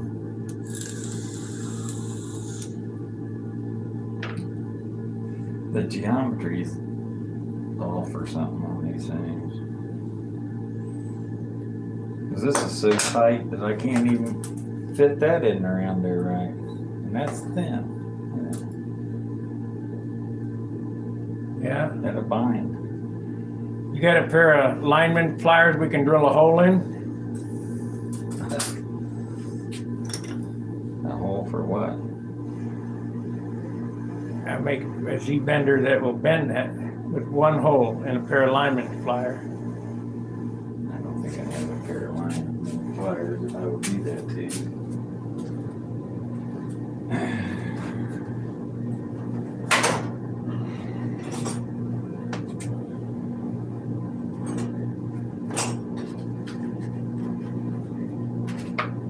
One little hole.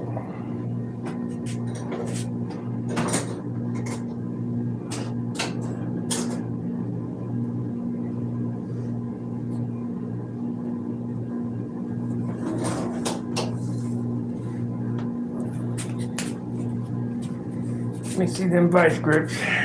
I'll try to bend this stupid bend.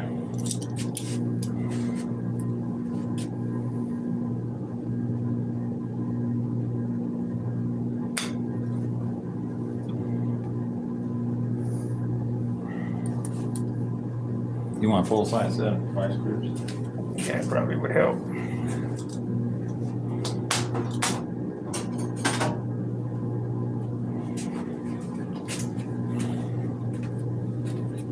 Sorry, these are curved jaws, not It's all right.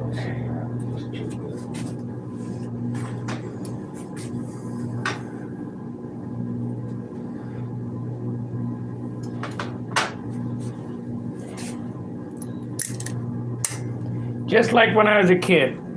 Yep. How many of them control horns did you screw up? A bunch. Just like I did there, it's up.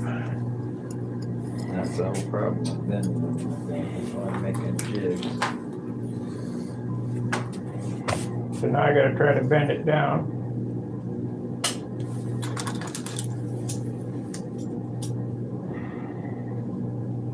Break it. Joint.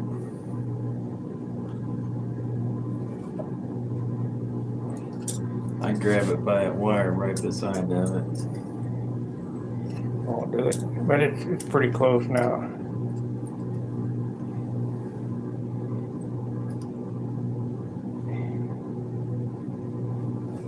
It is drill rods. Yeah. Yeah, usually with piano wire.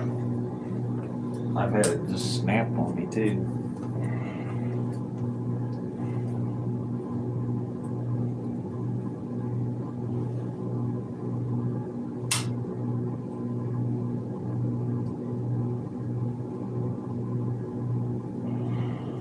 Getting them even's not the problem, but if you make that first bend wrong, it can really, you just about wasted a control horn. You know what I didn't do? I didn't put any bushings on this. Oh well. I'll just put some clips in it, plywood clips. You can do that, or you can take a piece of brass and just wrap it around it and squeeze it. Shim style. Yeah, whatever.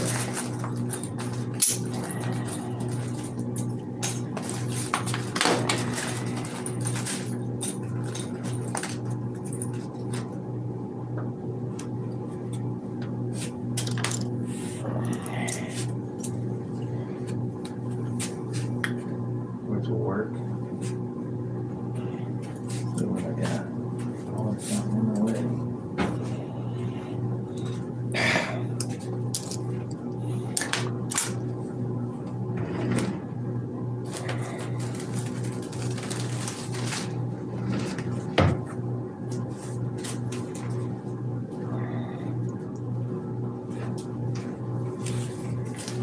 Okay.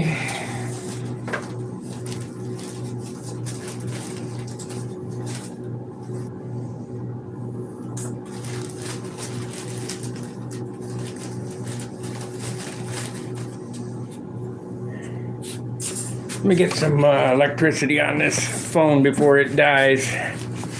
We've been on an hour and a half, plus the... You take this cord right here. Oh, come on, move over there.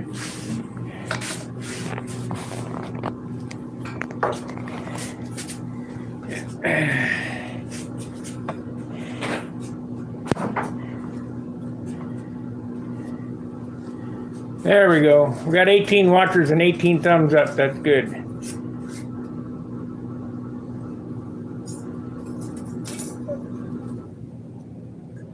Said, who wouldn't, Kevin, especially if Sparky signed it? Yeah, I guess I could sign it. Where did you get your self-lighting torch, John? Probably not Harbor Freight. Benzomatic? Yeah, I've seen them. They're all over Lowe's. Yeah, and I just bought that separate. I didn't buy the whole kit because I already had Tanks. 2 or 3 kits and tanks and all that stuff. So I just, it works pretty good. I mean, I've had it for a pretty long time. Probably. I think everything I've had for 20 or 30 years. Yeah. It just doesn't really wear out. How wide do you want these little things? That wide or that wide? It don't matter. Small. I'm gonna make them long, and then you can Yeah. cut them off. But no.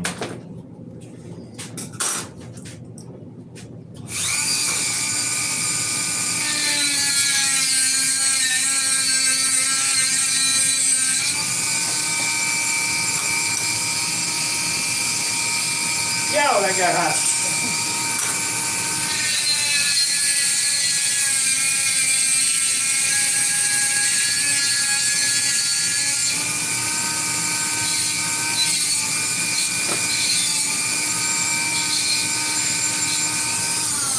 You still got that drill in that pin vise? Yep. Yeah, I haven't touched it. Okay.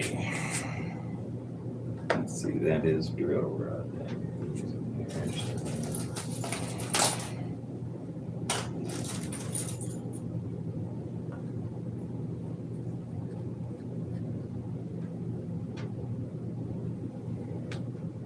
I don't know what I'm doing. Yeah, pretty tough, isn't it? Yeah.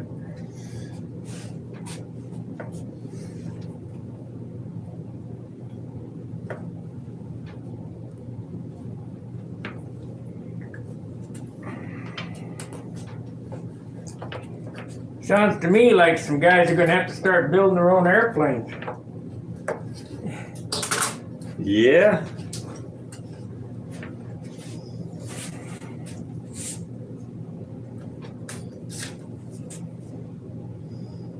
It's not that hard. Scratch building's easy. I like scratch building easier than kit building. Oh yeah, kits.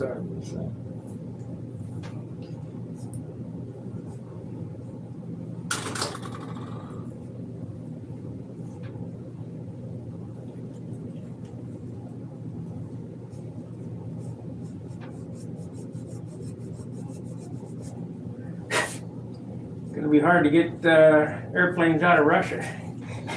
Yeah. Yeah, therein lies the problem.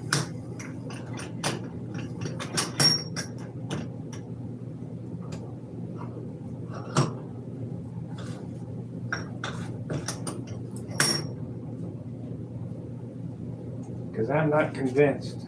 Are you?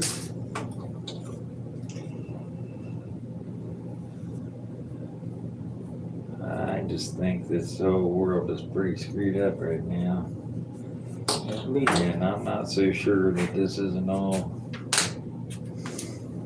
It's all pre-planned. yeah, pre-orchestrated bullcrap. Klaus Schwab.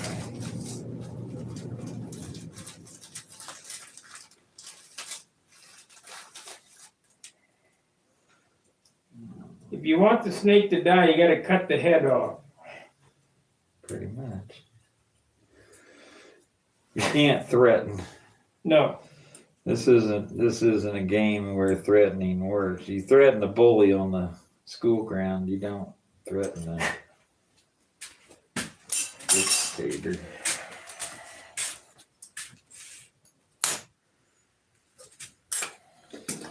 That's pretty much played you to the nth degree anyway to begin with. Well, we got Mr. Bozo in there.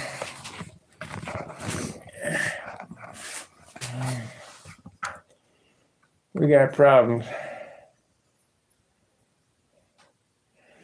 Didn't hear where you got it, John. Lowe's or I can't remember. One of them big box stores. It's been 20 years ago or better. Home Depot? I've seen them all over. They get them all over the place. It's Benzomatic. I mean, that's Type in BERNZ, Burns-O-Matic. TS4000. Type that into Amazon and it'll come up and be delivered to your house tomorrow. You can cut them off whatever length you want.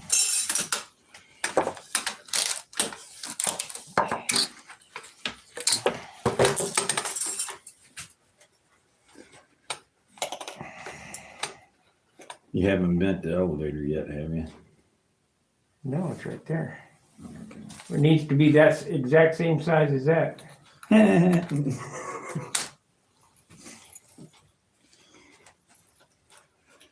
That's only wood, right? Yeah. Okay. So you can hog the holes out if you need to.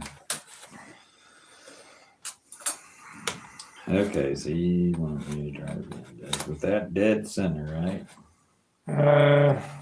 Yeah. Or do you want to hold it to one side a little bit? I don't know. Well, that fuselage ain't very big back there, is it?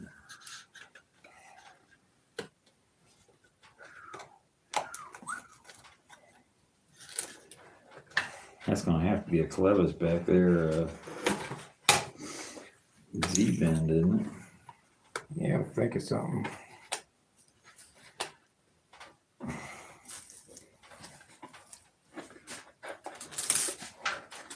These things just got tight. I don't know where in, but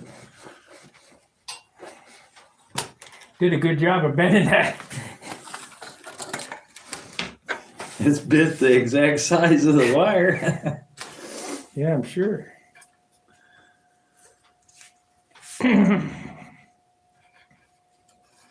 We talk about floppy controls. You really need floppy controls on these little half-A drivers.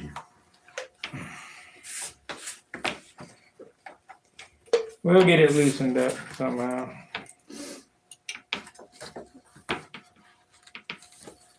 I can bend you some more. No, I'll bend another set of them, Sparky, and then I'll bend them looser. I just stick something in there and open them up. No big deal. I'm gonna wrap a piece of paper around that wire where I bend them, That would do good. and then bend them. Hey, look at how tight it is. Yeah, I was afraid it might do that when you stuck them in there.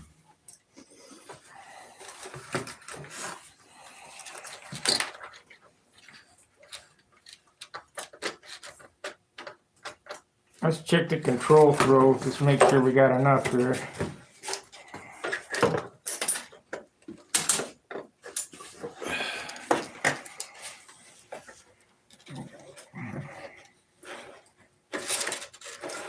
Got more down than up.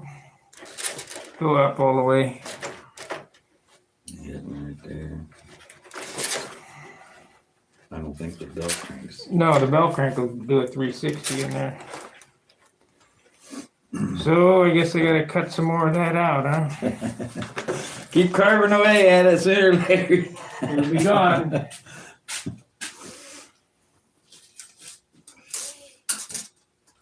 see here. Piece of paper. What's here? Open that up.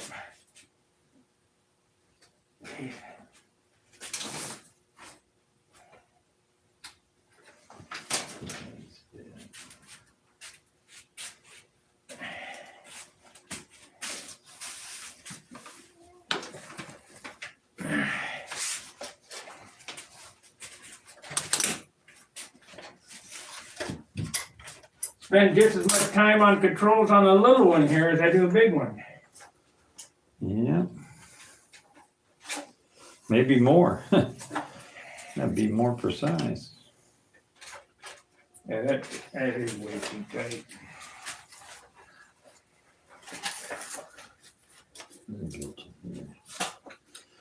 Couple wraps of paper around this, and bend it around that.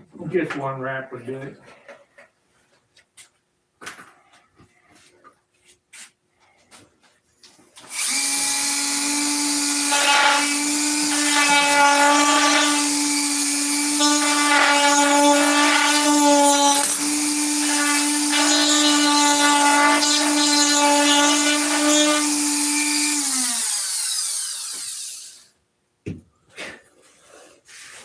Get the dinkers out.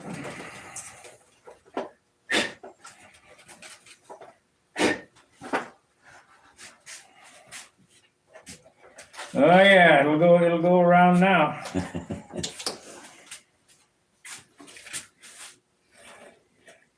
You got the horn?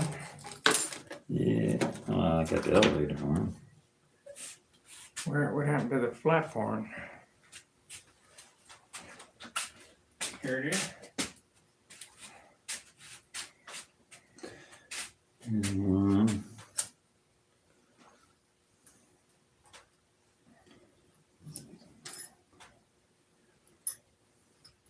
See if I just can't rebend that.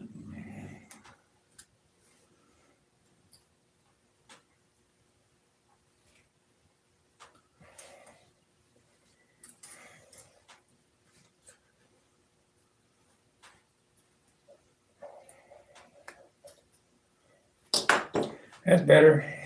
That one. I just rebent that now. If it doesn't work right, just tell me, just go ahead and make another one. Damn, it's under the bench now. Yeah. And it left the building. I don't see it. Shop made it. I got another one already made. What the hell? Where the hell did it go? I can't see it. I don't see it. Oh, way over there. How the hell can they get that much energy to move that far? Oh, they do.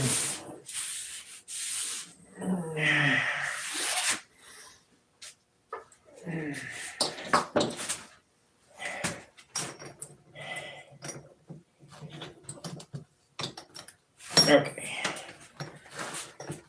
Take two. Is that other one loose enough? I don't know. We'll see when I put it in there.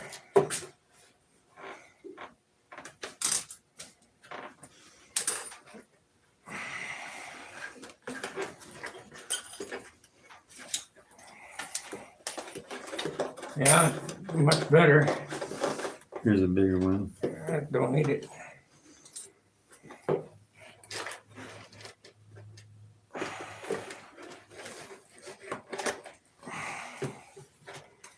Okay. Put this color on it.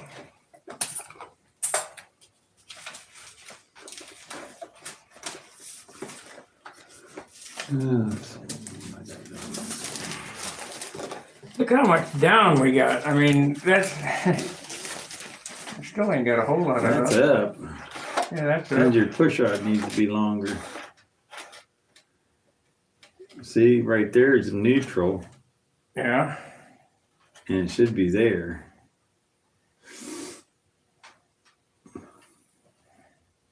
I just bend those. You need to bend them down according to the upright. Yeah. Oh, God. Hopefully you can. Without busting it. Yeah, don't grab it. Grab it. You gotta have it. You gotta grab it on the end or on that tower. That's what you're trying to move is Well, the tower. you twist the wire. Twist the tower. And you think that those pliers are gonna hold it onto this wire?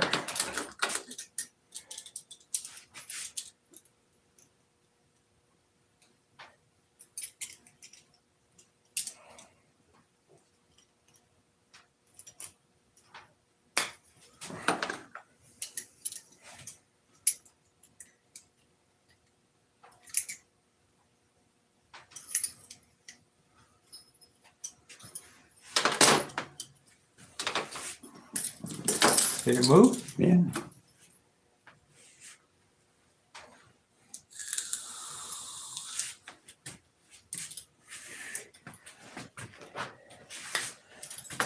Well, Brandon should be waking up to a surprise out his front window here shortly.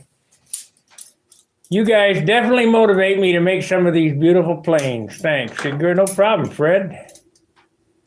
I still have an LA Heat twin to build this summer. I started building a half-8 Pinto last over and got distracted with a couple control line planes since then. We'll get back to it soon, hopefully. I love it. $39.98 from the Home Depot, torch head. Kevin Howing, a thumbs up. Sweet looking plane wings, John. For what planes? We don't know. He don't know. They're just Wings. wing things that are just meet the criteria of a good stunt plane. Dang, my fingers aren't working today. Well, you really hollowed this out nice. And tips. Thank you. Got that hog tool going. Got that hog tool going, man. I'm telling you, it worked. I'm gonna try it here on this.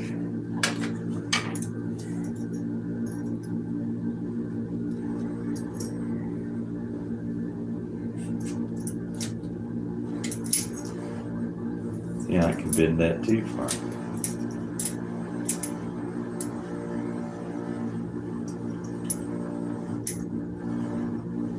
Breathe on it. Yeah, I know. It's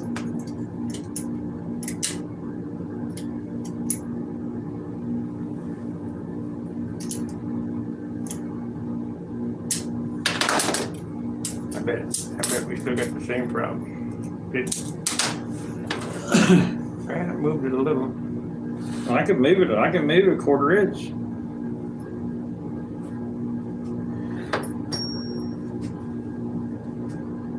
The pliers are still not terminal. Give me the duck bills and the little ones there.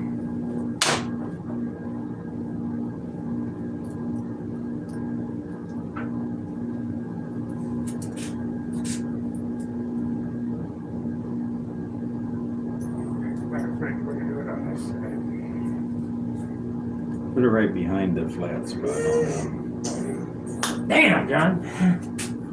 I didn't have it out on the tip. I had it in the first groove back there behind it. I got pretty strong hands coming from lifting glass. I got strong hands from being a mechanic. Matter of fact, I undid it. This guy had a water trap he couldn't get undone. Boy, it was tough too. There, that's straight. It didn't take much to. I put a little bit too much, went too far. Well, you handle glass. You know what glass is like. You know, you sort of do. You sort of lock your muscles in a position, just sort of lock them there, and just let things hang. And boy, that builds up that squeeze power. All my girlfriends used to complain.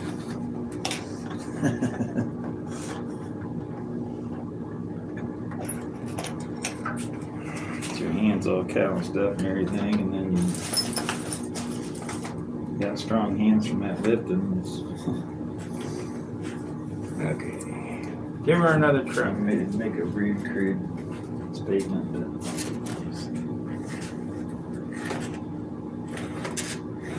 that's more gooder. Yeah, but, well, it doesn't need that much down anyway, though. This wheel color will block the down, so it'll hit on the sheeting.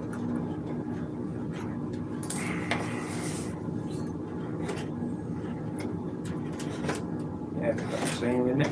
Yeah, it's about the same, but Okay, let's put this flap on it, make sure there's enough shit on it.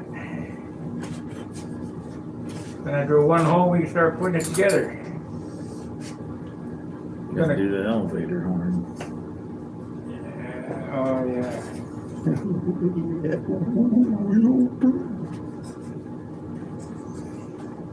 All this stuff takes so much time. Call it dinking.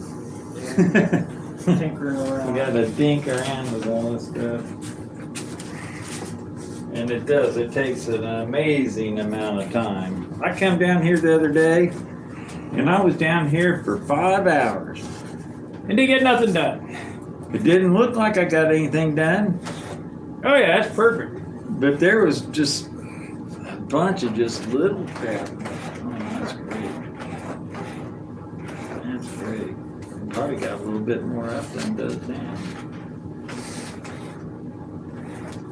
Yeah, got more up. Well, more down than does up. It's all right. And most people panic on the outside maneuvers anyway.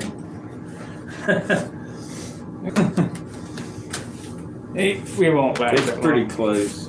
It won't last like it's gonna go.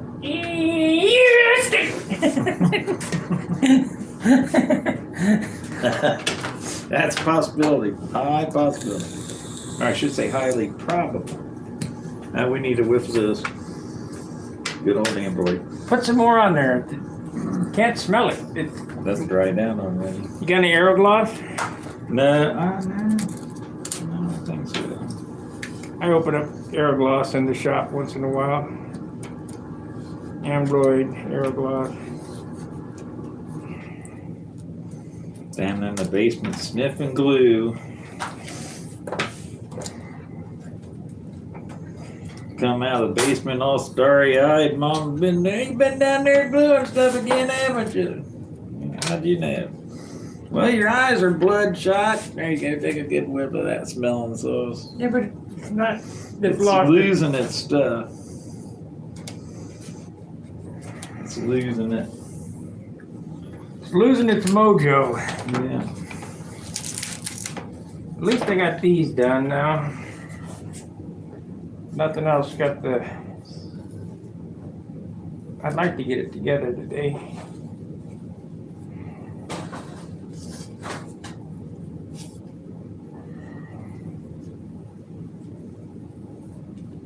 I know I don't have any Aerogloss.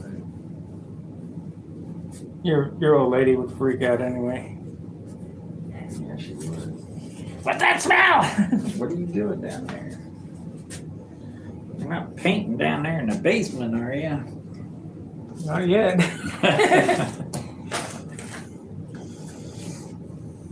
You know these acrylic paints that I'm using? They're automotive grade. You can clear over them, but I don't think you can dope over Well, they're them. water-based, aren't they? Yeah. Yeah. Well, anything water-based is a neutral system. So if you got like an enamel and a lacquer situation where you're trying to paint lacquer over enamel and it doesn't work, if you paint a water-based substance in between them and then paint it, then you can make it work. But there better not be any breaks in it, no cracks or anything, because it'll go through there and then it'll just screw up on it. I had a list, and I used to give those out all the time at our contest. It was a paint compatibility chart, and you just followed the lines over. You had this paint, and you followed the lines over, and it'd tell you how it was compatible, whether it was compatible either way, the top or underneath, or just on top, or not compatible at all, or And Aerogloss was compatible with nothing. with nothing. You're absolutely correct. It was compatible with nothing. In fact, I don't know what you use for thinner for this stuff. MEK? Gotta be. I think MEK will make it curdle. Man, I knew what I was doing there. Pretty damn close. It needs a little Get it tweaking. right? Huh? Did you get it right? Did you? Okay, give her a whirl.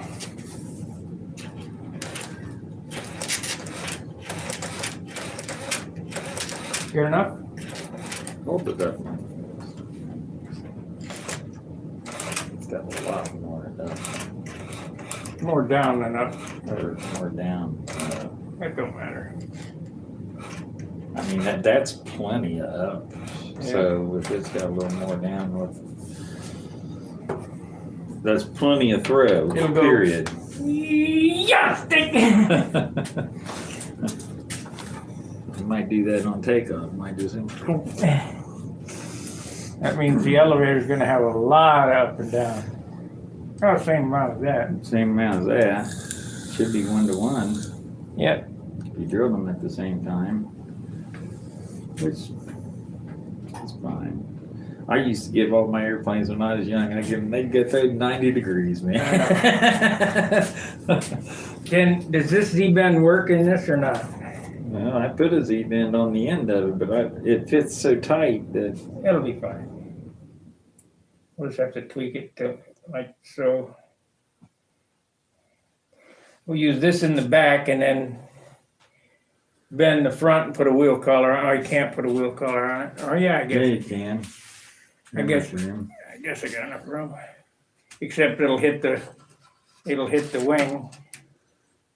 You can't Well, it'll hit it in the direction that you want it to hit it in the down direction. It'll be fine. That is too tight. See that flat spot in the center of it, ain't? Let's try bending a Z the old-fashioned way. I don't have. If I had a piece of 1/8 inch steel, If you had a pair of pliers I could drill a hole in and make a Z-bend pliers.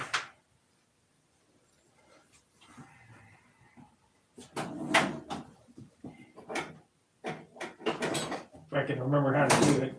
I know what you're talking about, but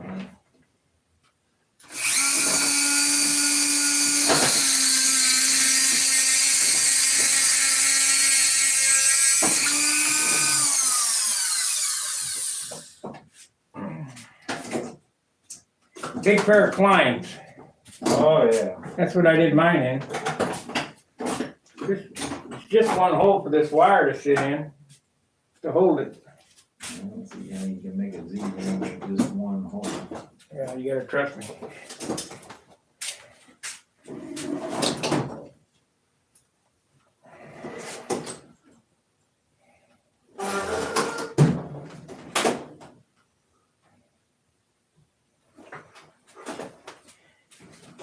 Get the pliers out and I'll show you what it takes.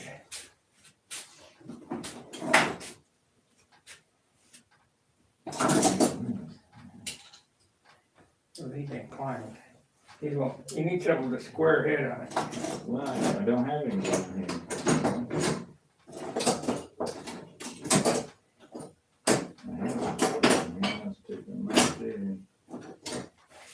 I will just try it. I'll just put it with these. Bend it with these and be happy. So we want to do it back here, and then I want to bend the other way.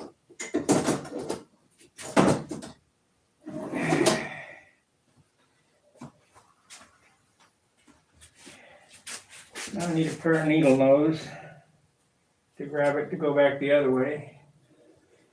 Tell you what you'll do is you'll ruin a pair of needle noses with them. Needle nose vice grips, you got some there? It'll twist them sideways. Yeah, I got needle nose vice grips around here too. A little pair. Yeah, that'll work.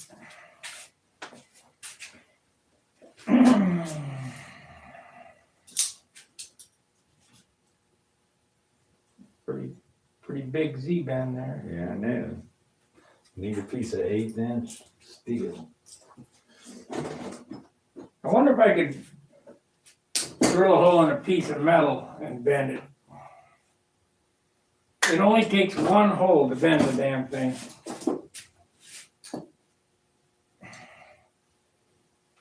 No, this ain't gonna work.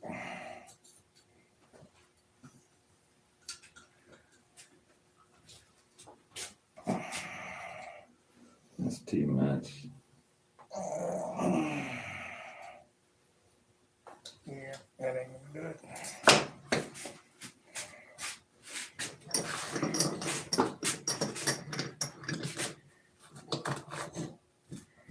Too big.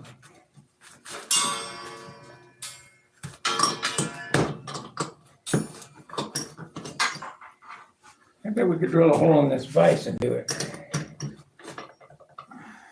No, it has to be this way.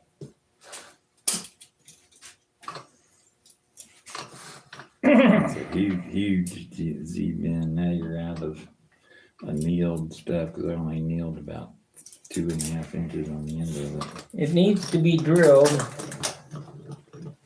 with the pliers. You drill down through it so it sticks in. Then you stick the wire in, and you got to do it so far from the end. You stick the wire in, you scrunch it down so it bends this way, and then you pull it back against the pliers that way. I got a pair at home in St. Louis. That's too big.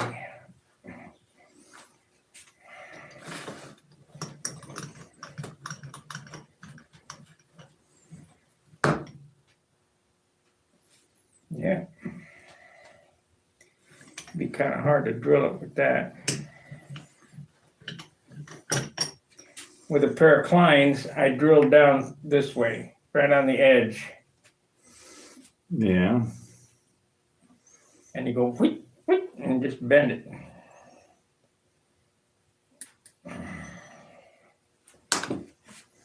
Cut this off. You're gonna have to anneal it up again though.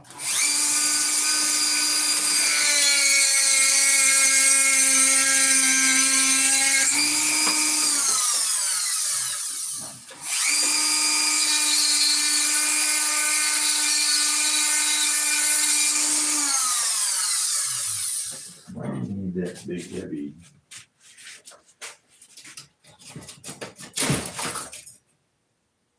Is that long enough?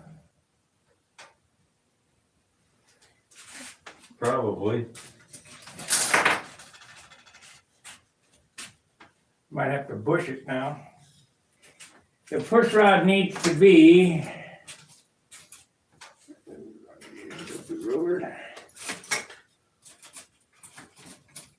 about 8 inches long. If you got a piece of 8 inches long, we could do it.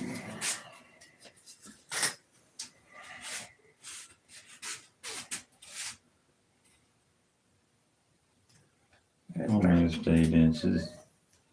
That won't work. Okay, now we'll put a Z-bend on this end.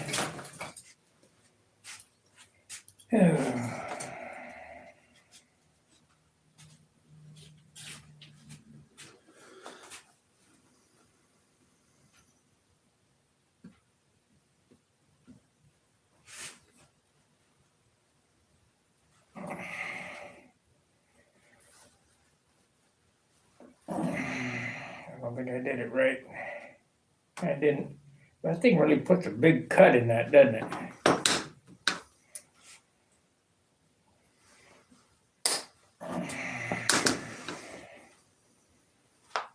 What's going wrong here? Just to leave the end hang out over there, you can always cut the overhang off of it. There we go.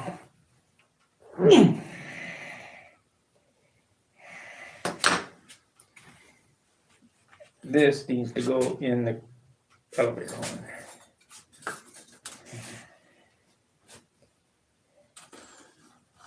Really, if you had a piece of welding rod, aluminum welding rod or some 1/8 inch, it'd be plenty. Yeah. Strong enough. I got 1/8 inch aluminum rod.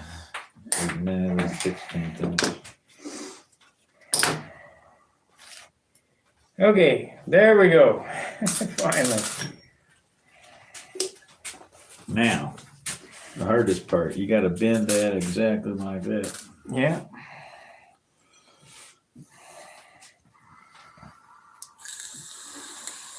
That's the hard part. But at least you're not bushed or something, so you're just wood and you can epoxy them in there and if you get it off just a little bit. Let's see what the chatters have to say. Like, subscribe, share, super chat if you can. Are you high yet? No, Jim, we're not high. No, but you do smell it. I'm in the state of insanity. We're in Ohio. Yeah, that's the state of insanity. Round in the middle and high on both ends. Half a thunderbolt. Home of the Mike the Whiner. The The Democrat. Buckeye, a worthless nut. You can't eat it, you can't do nothing with it. Of course, if you lose, you don't go for the Ohio lottery place, the gambling houses, they swear that if you carry a Buckeye in your pocket, it's good luck.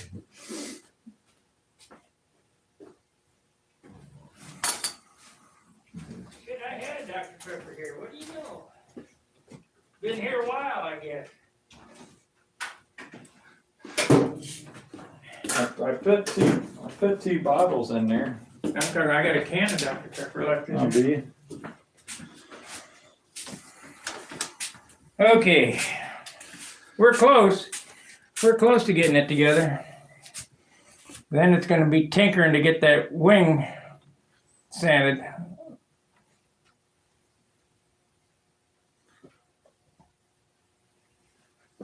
That shouldn't be too hard though. Okay, let me bend that.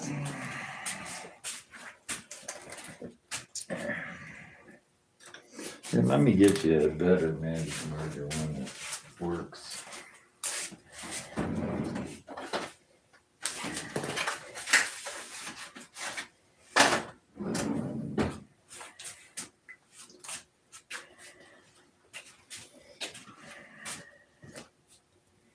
Okay, right eyeball center. Needs to be back there. I smell it over here. If I start acting goofy, let me know. Start.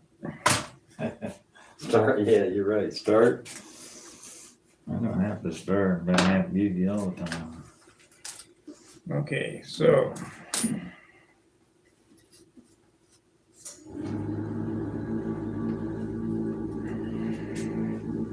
Right in the center.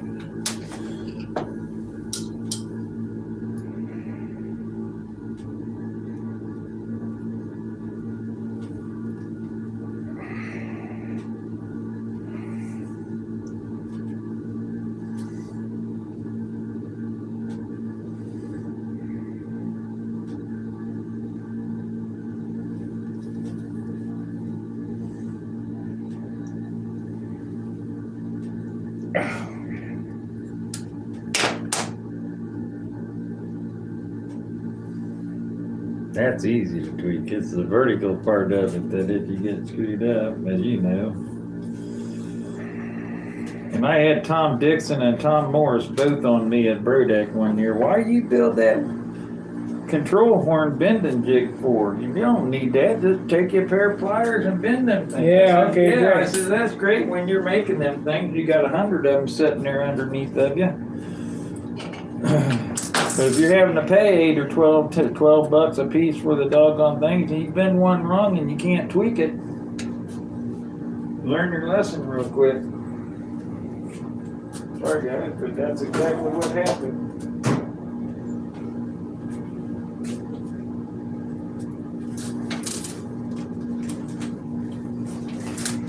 That's my way. That's not, it wasn't even actually my way.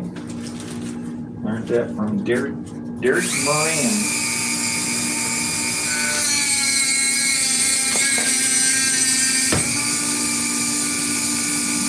Moran.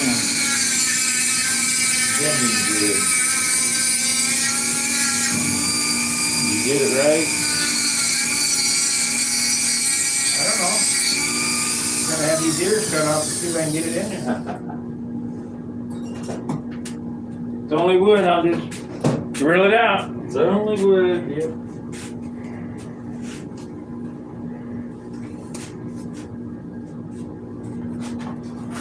Want them things to work just like this. Just like these. Flop, flop, flop, flop. Yeah.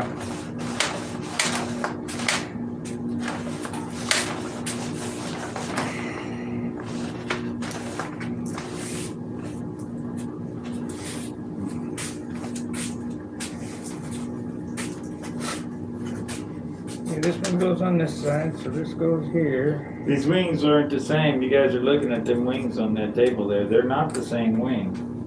No. Times two.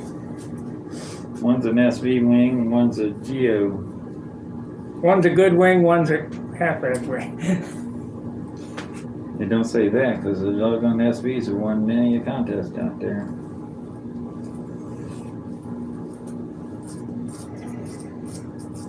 You really don't know how many people have actually got that in their airplanes anyway. There we go.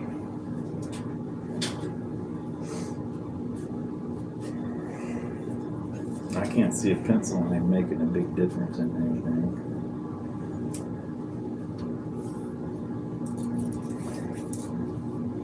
Oh, here we go again. Oh, now I gotta make 2 more of them bushing things down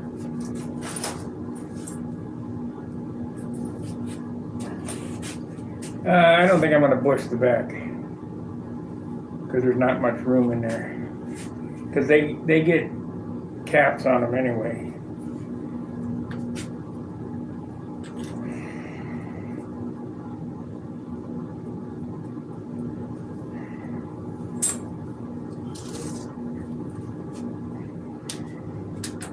We'll get it held down in there somehow.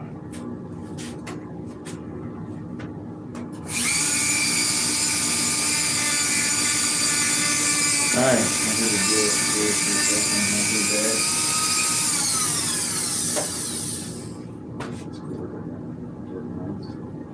Yeah, About $8. for 50-cent cord. Well, yeah, but still, it's nice. Yeah, Grab the cord, it won't crack. My stock one kept cracking. I know, good job. Breaking. I keep putting heat shrink over it. Now this side's starting to break. Yeah, junk. Bart found them. It was 2 for, I think it was 2 for $8.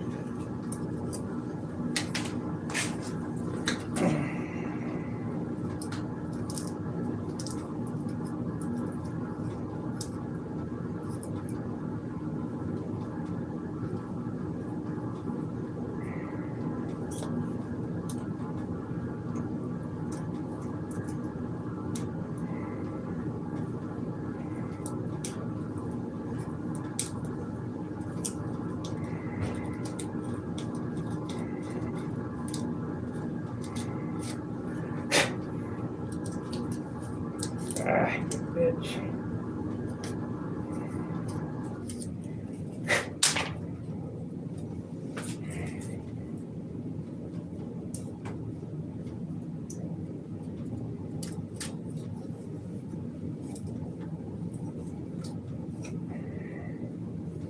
What happened there? What happened here?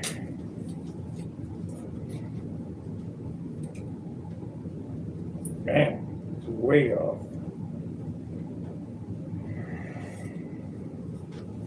I gotta drill a new hole.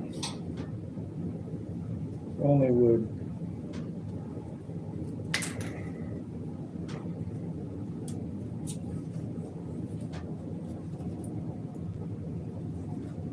Yeah, a little longer. So right there. Oh, shoot.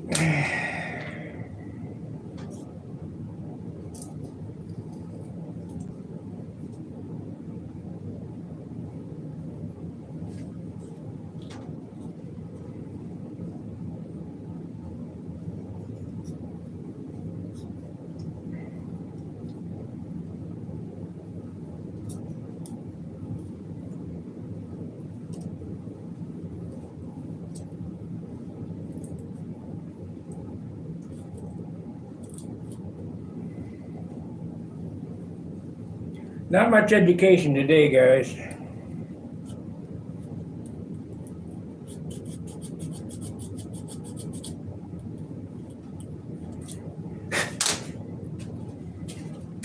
Let's see here.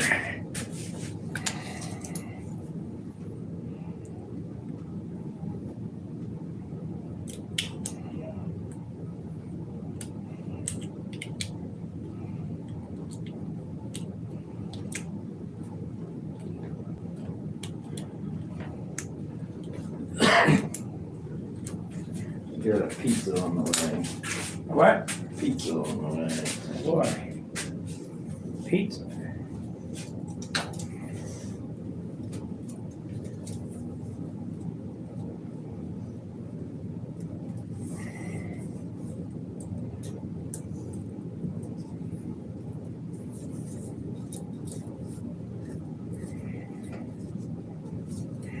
Ain't perfect.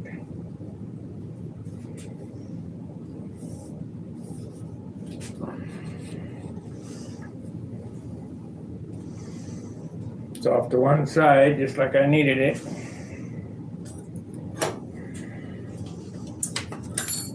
So it goes in this way. Hopefully it'll clear.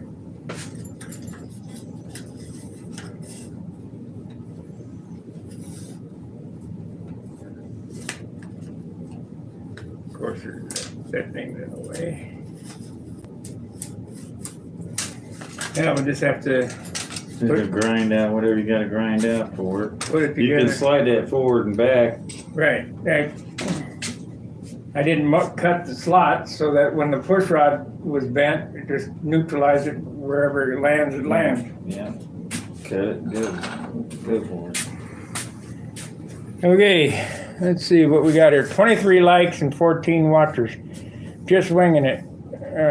Yeah.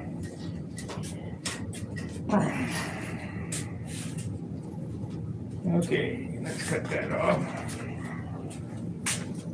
So no bushings. You're not gonna put any bushings on that. Okay, now I'm gonna put this stuff up.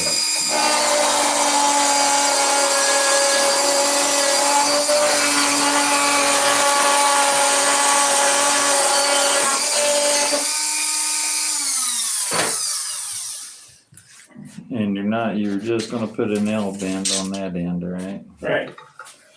Don't need these anymore. Need those, need maybe those. Need that. Need that. That's a fuck up. Oops. It's actually broke. And I just broke it with my hands. Which one was that? The first one where it cracked. Yeah. That music wire for you. Old music, you know what? I bent plenty of bends in music wire, 1/8 inch, 3/16, all that stuff in the past. And I used to never have it break until we Yeah, got I this know. new music wire. It's shit. And it's not shiny. All that music wire used to be shiny. All the stuff we get now is black. Chinese. Like it didn't go through one of the processes that. Chinese wire. Oh, Bonsai! Yeah, you're exactly right. Just trying to get some of this stuff up and out of the way that we don't need out anymore. You only need those to bend that 90 in that thing, and that's that soft wire.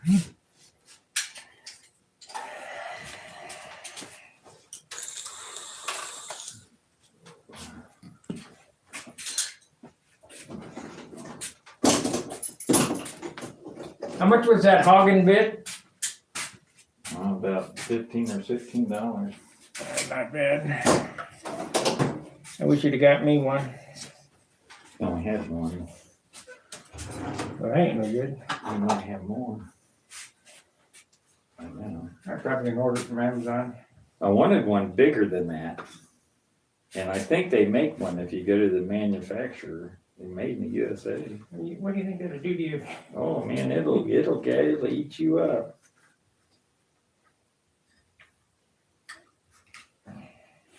Say it's tungsten. They say you can take a torch to What's the them if part they number get on it? I'll order me one. cuts a rotary burr. It don't matter. Part number.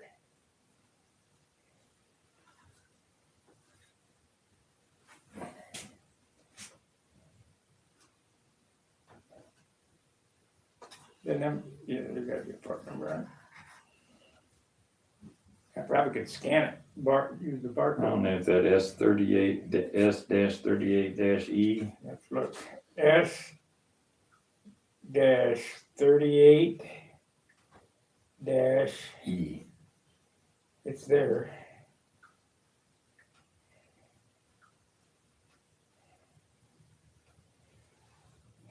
Precision screwdriver set.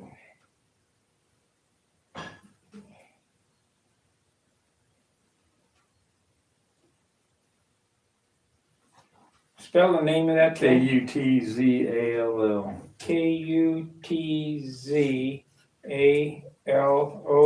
LL. LLO. No O. Oh, Kutzall. Rotary burr, it says. Right there. 1/8" shaft. Oh, there it is. Yeah, you gotta get the 1/8" shaft. It won't fit your Dremel tool.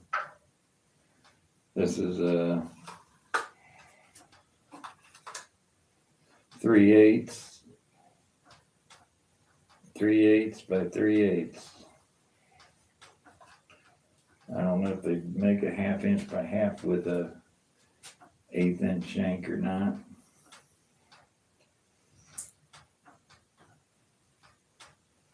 Yeah.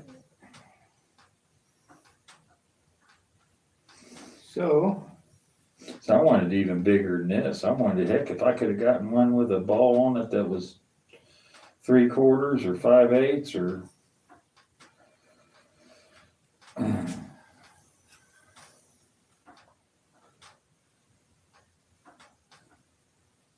1527. I'll have one Monday. 25,000 max RPM.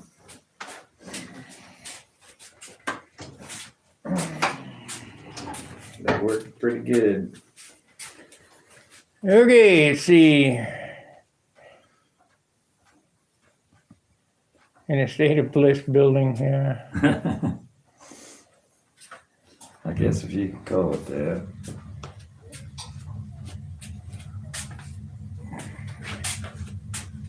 I need to knock off that thing off the front. That thing. There's something holding it on there, yeah. That's secretly really wicked in there.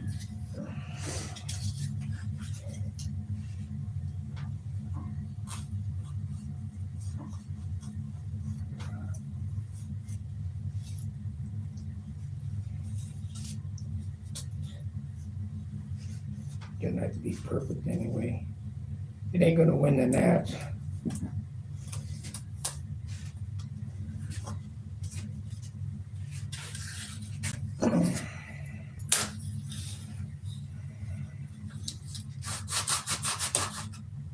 Just perfect. Super glue.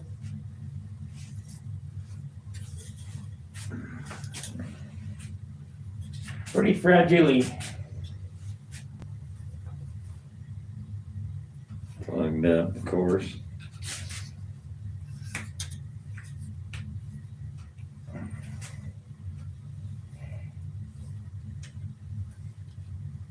Wipe that stuff off. It'll leave a bump. That's it. I don't think this isn't Bob Smith that's in here. The Hobby Stop stuff. That's that stuff from Woodcrafters. Woodcrafters. That's good stuff. It goes now. It goes and. When you hit it with that kicker, their kicker, it goes. Oh yeah, yeah, and it'll fill. You'll take that thin stuff and you can fill with thin stuff. Yeah. And kicker. Okay, let's try it now. Close enough. Yeah, much more gooder. All right, now you need to Get a square on it. get a square line up here on this and Yeah. get it from there. Get the back saw and cut that open. I said that everybody here. Let's draw the fuselage on the table. Once we get it on, the whole thing, so that when it goes back together, it's in the same shape, because I don't have any formers in this thing.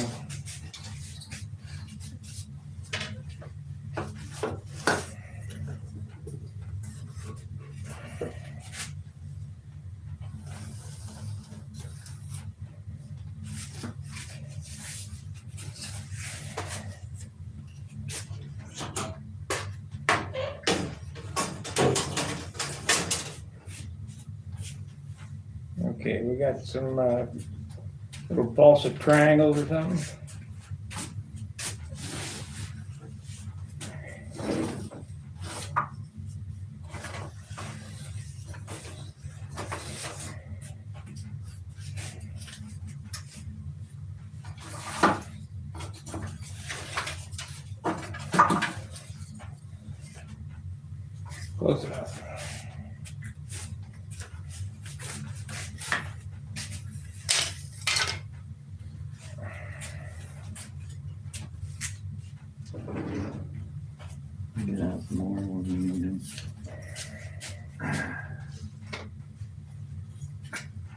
Gotta get me another can of this stuff, and I didn't see this out there the last time.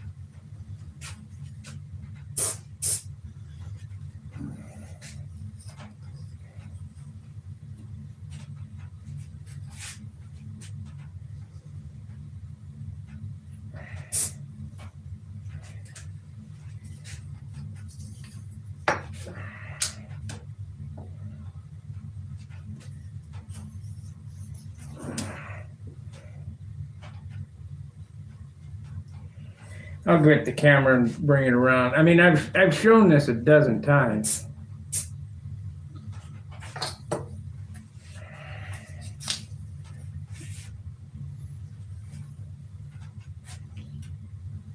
You go in there.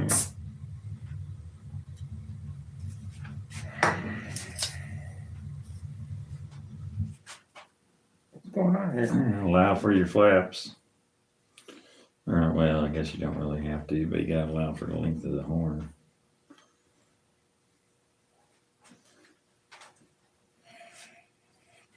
Okay, hit it.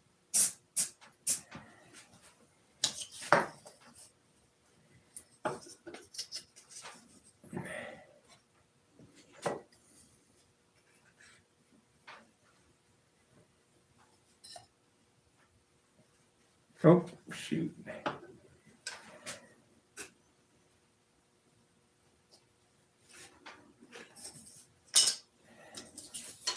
Got a booger on the bottom there.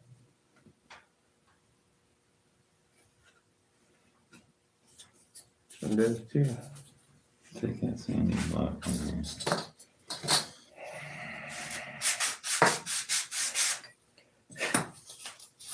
I'll do it this way.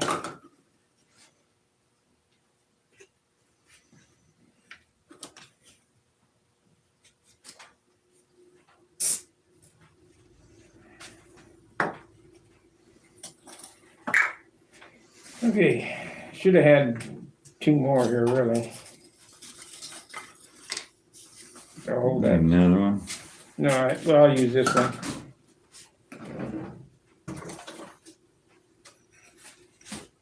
Two or three more of them.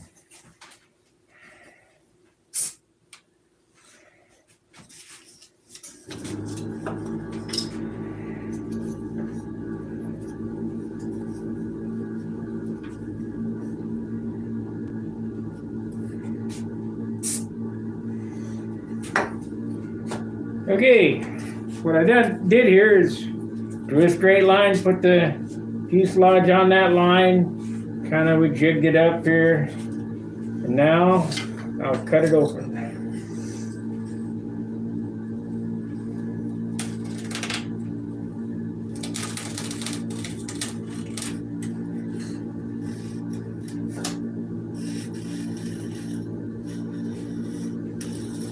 Take it out of the jig to cut the top.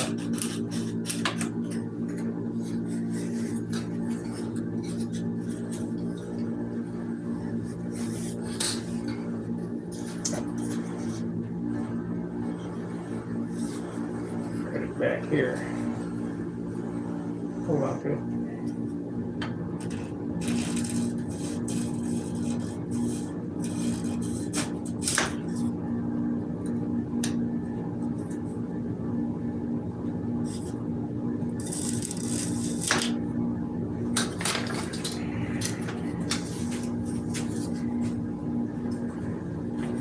Oh yeah, it's gonna take way out. Gonna take a lot.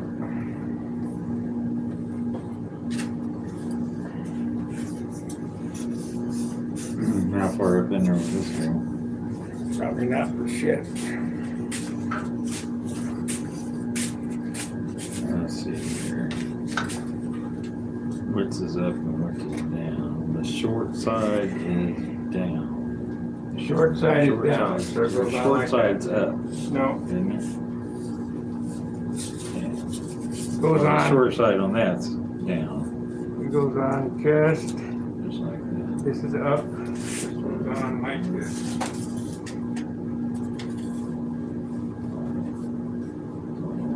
It's quite a bit falling down.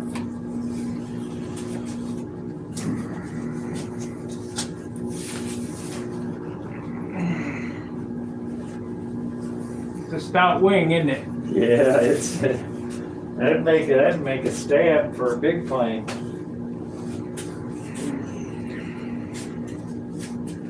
Okay, got a drum Definitely make a stab for a big plane. drum sander to go on that motor tool. Yeah, how big one? Small one if you got it. There's those kind that fit on a regular drill. No.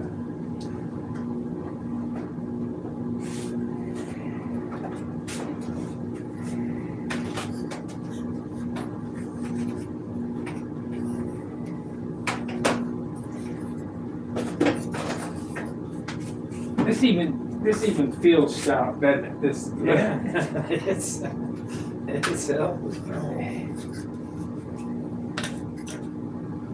I would like for them to make those things about that much longer. I would like for them to make one of those hog bits like that.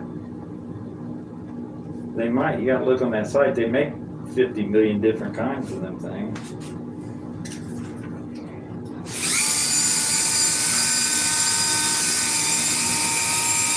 We gotta go get the pizza. No, I think it's gonna get delivered.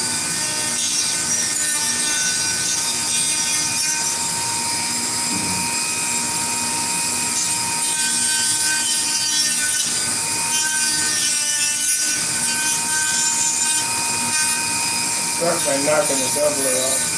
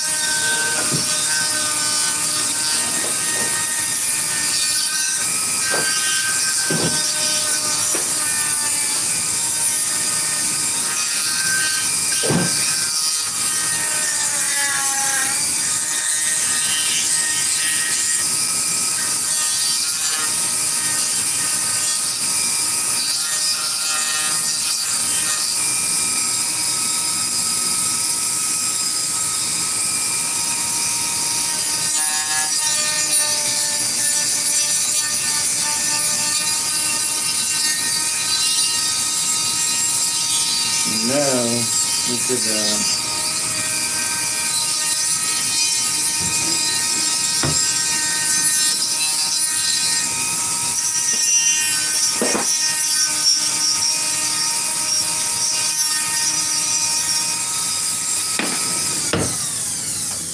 Well, let's see how far it's, I hope this is, I might have to make another fuselage.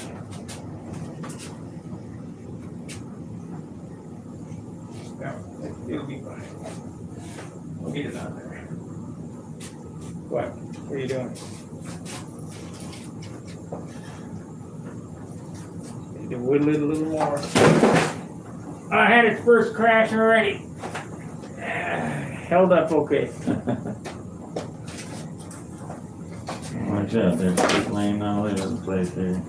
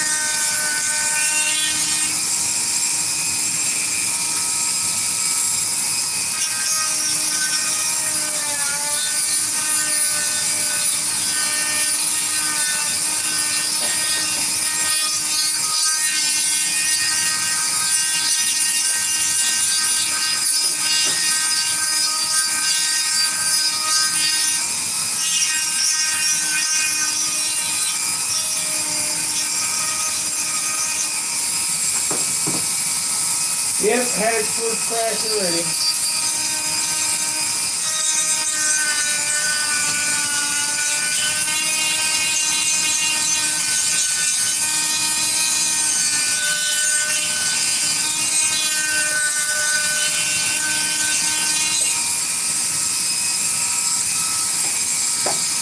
You know, I got the same ground tool as this. I don't like it. I don't care for that one either myself.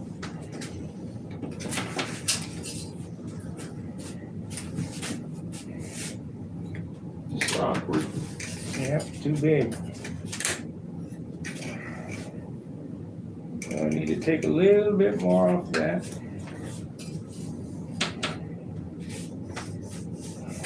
I was trying to do.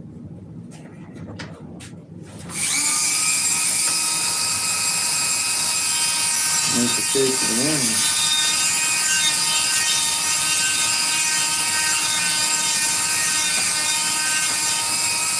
I know what you're trying to do, but by the time you get that done, I'll have this done.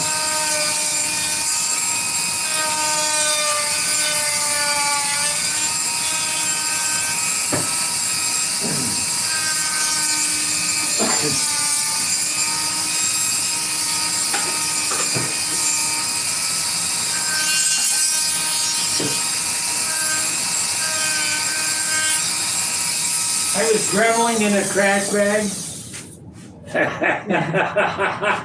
and it was right in the center, but the wind of this thing sucked the trash bag over the edge of it, and that thing wound up and killed the motor. God, it took Yeah, it only takes a second. 10 minutes to get it unstuck. I've run it up my shirt before. Oh, yeah. Because you're always like this, you know, you're always right on here or something, and you Yeah. get in there. How's that? Pretty close. Needs a little more off the edge there. Let me get this. There we go, it goes right there.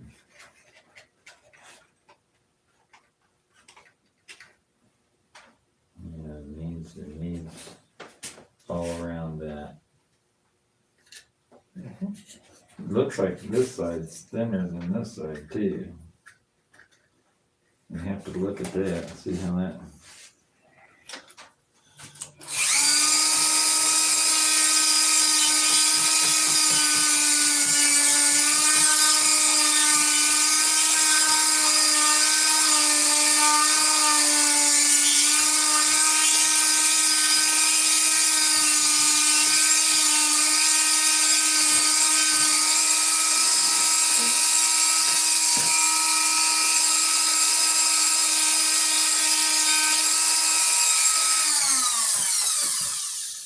Super glue, where's it at? Things broke right there where I broke it. Mm-hmm. Didn't glue it on the inside.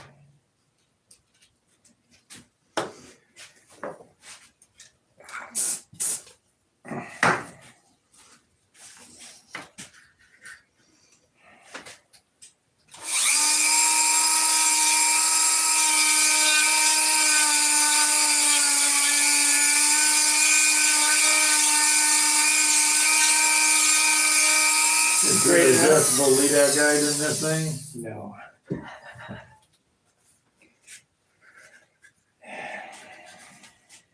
Yeah.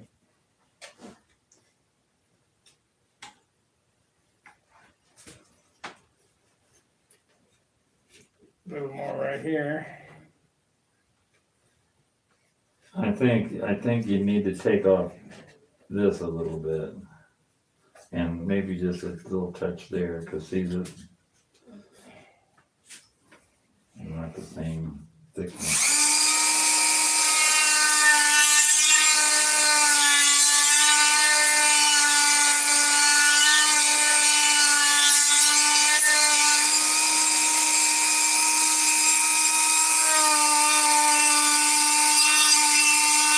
Well, you do the same thing I do.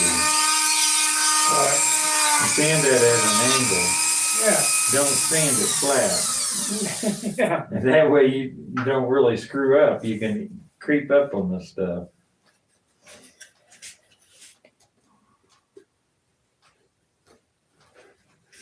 Yeah. So Cut second Not crack. anything. Too small.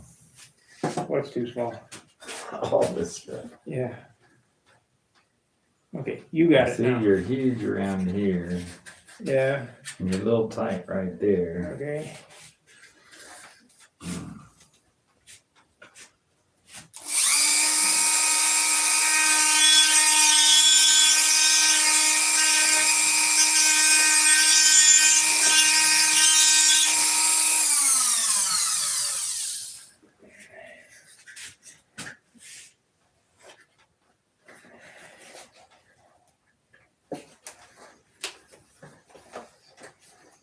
See the other side.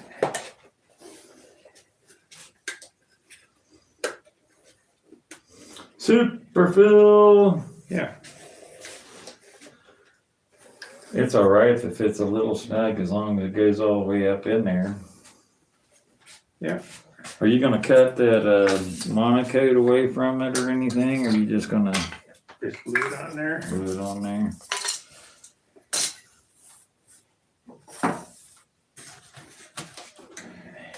I got some ballast out for you. Thanks.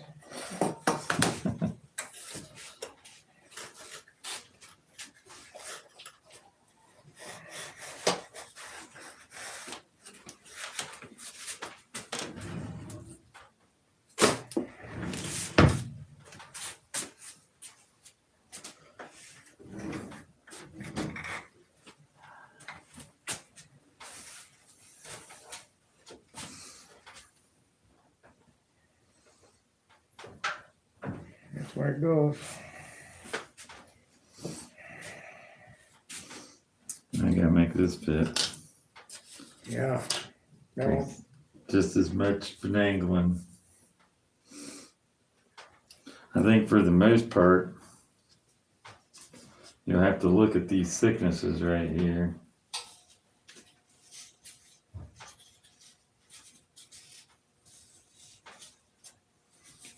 Probably needs a bulkhead in there.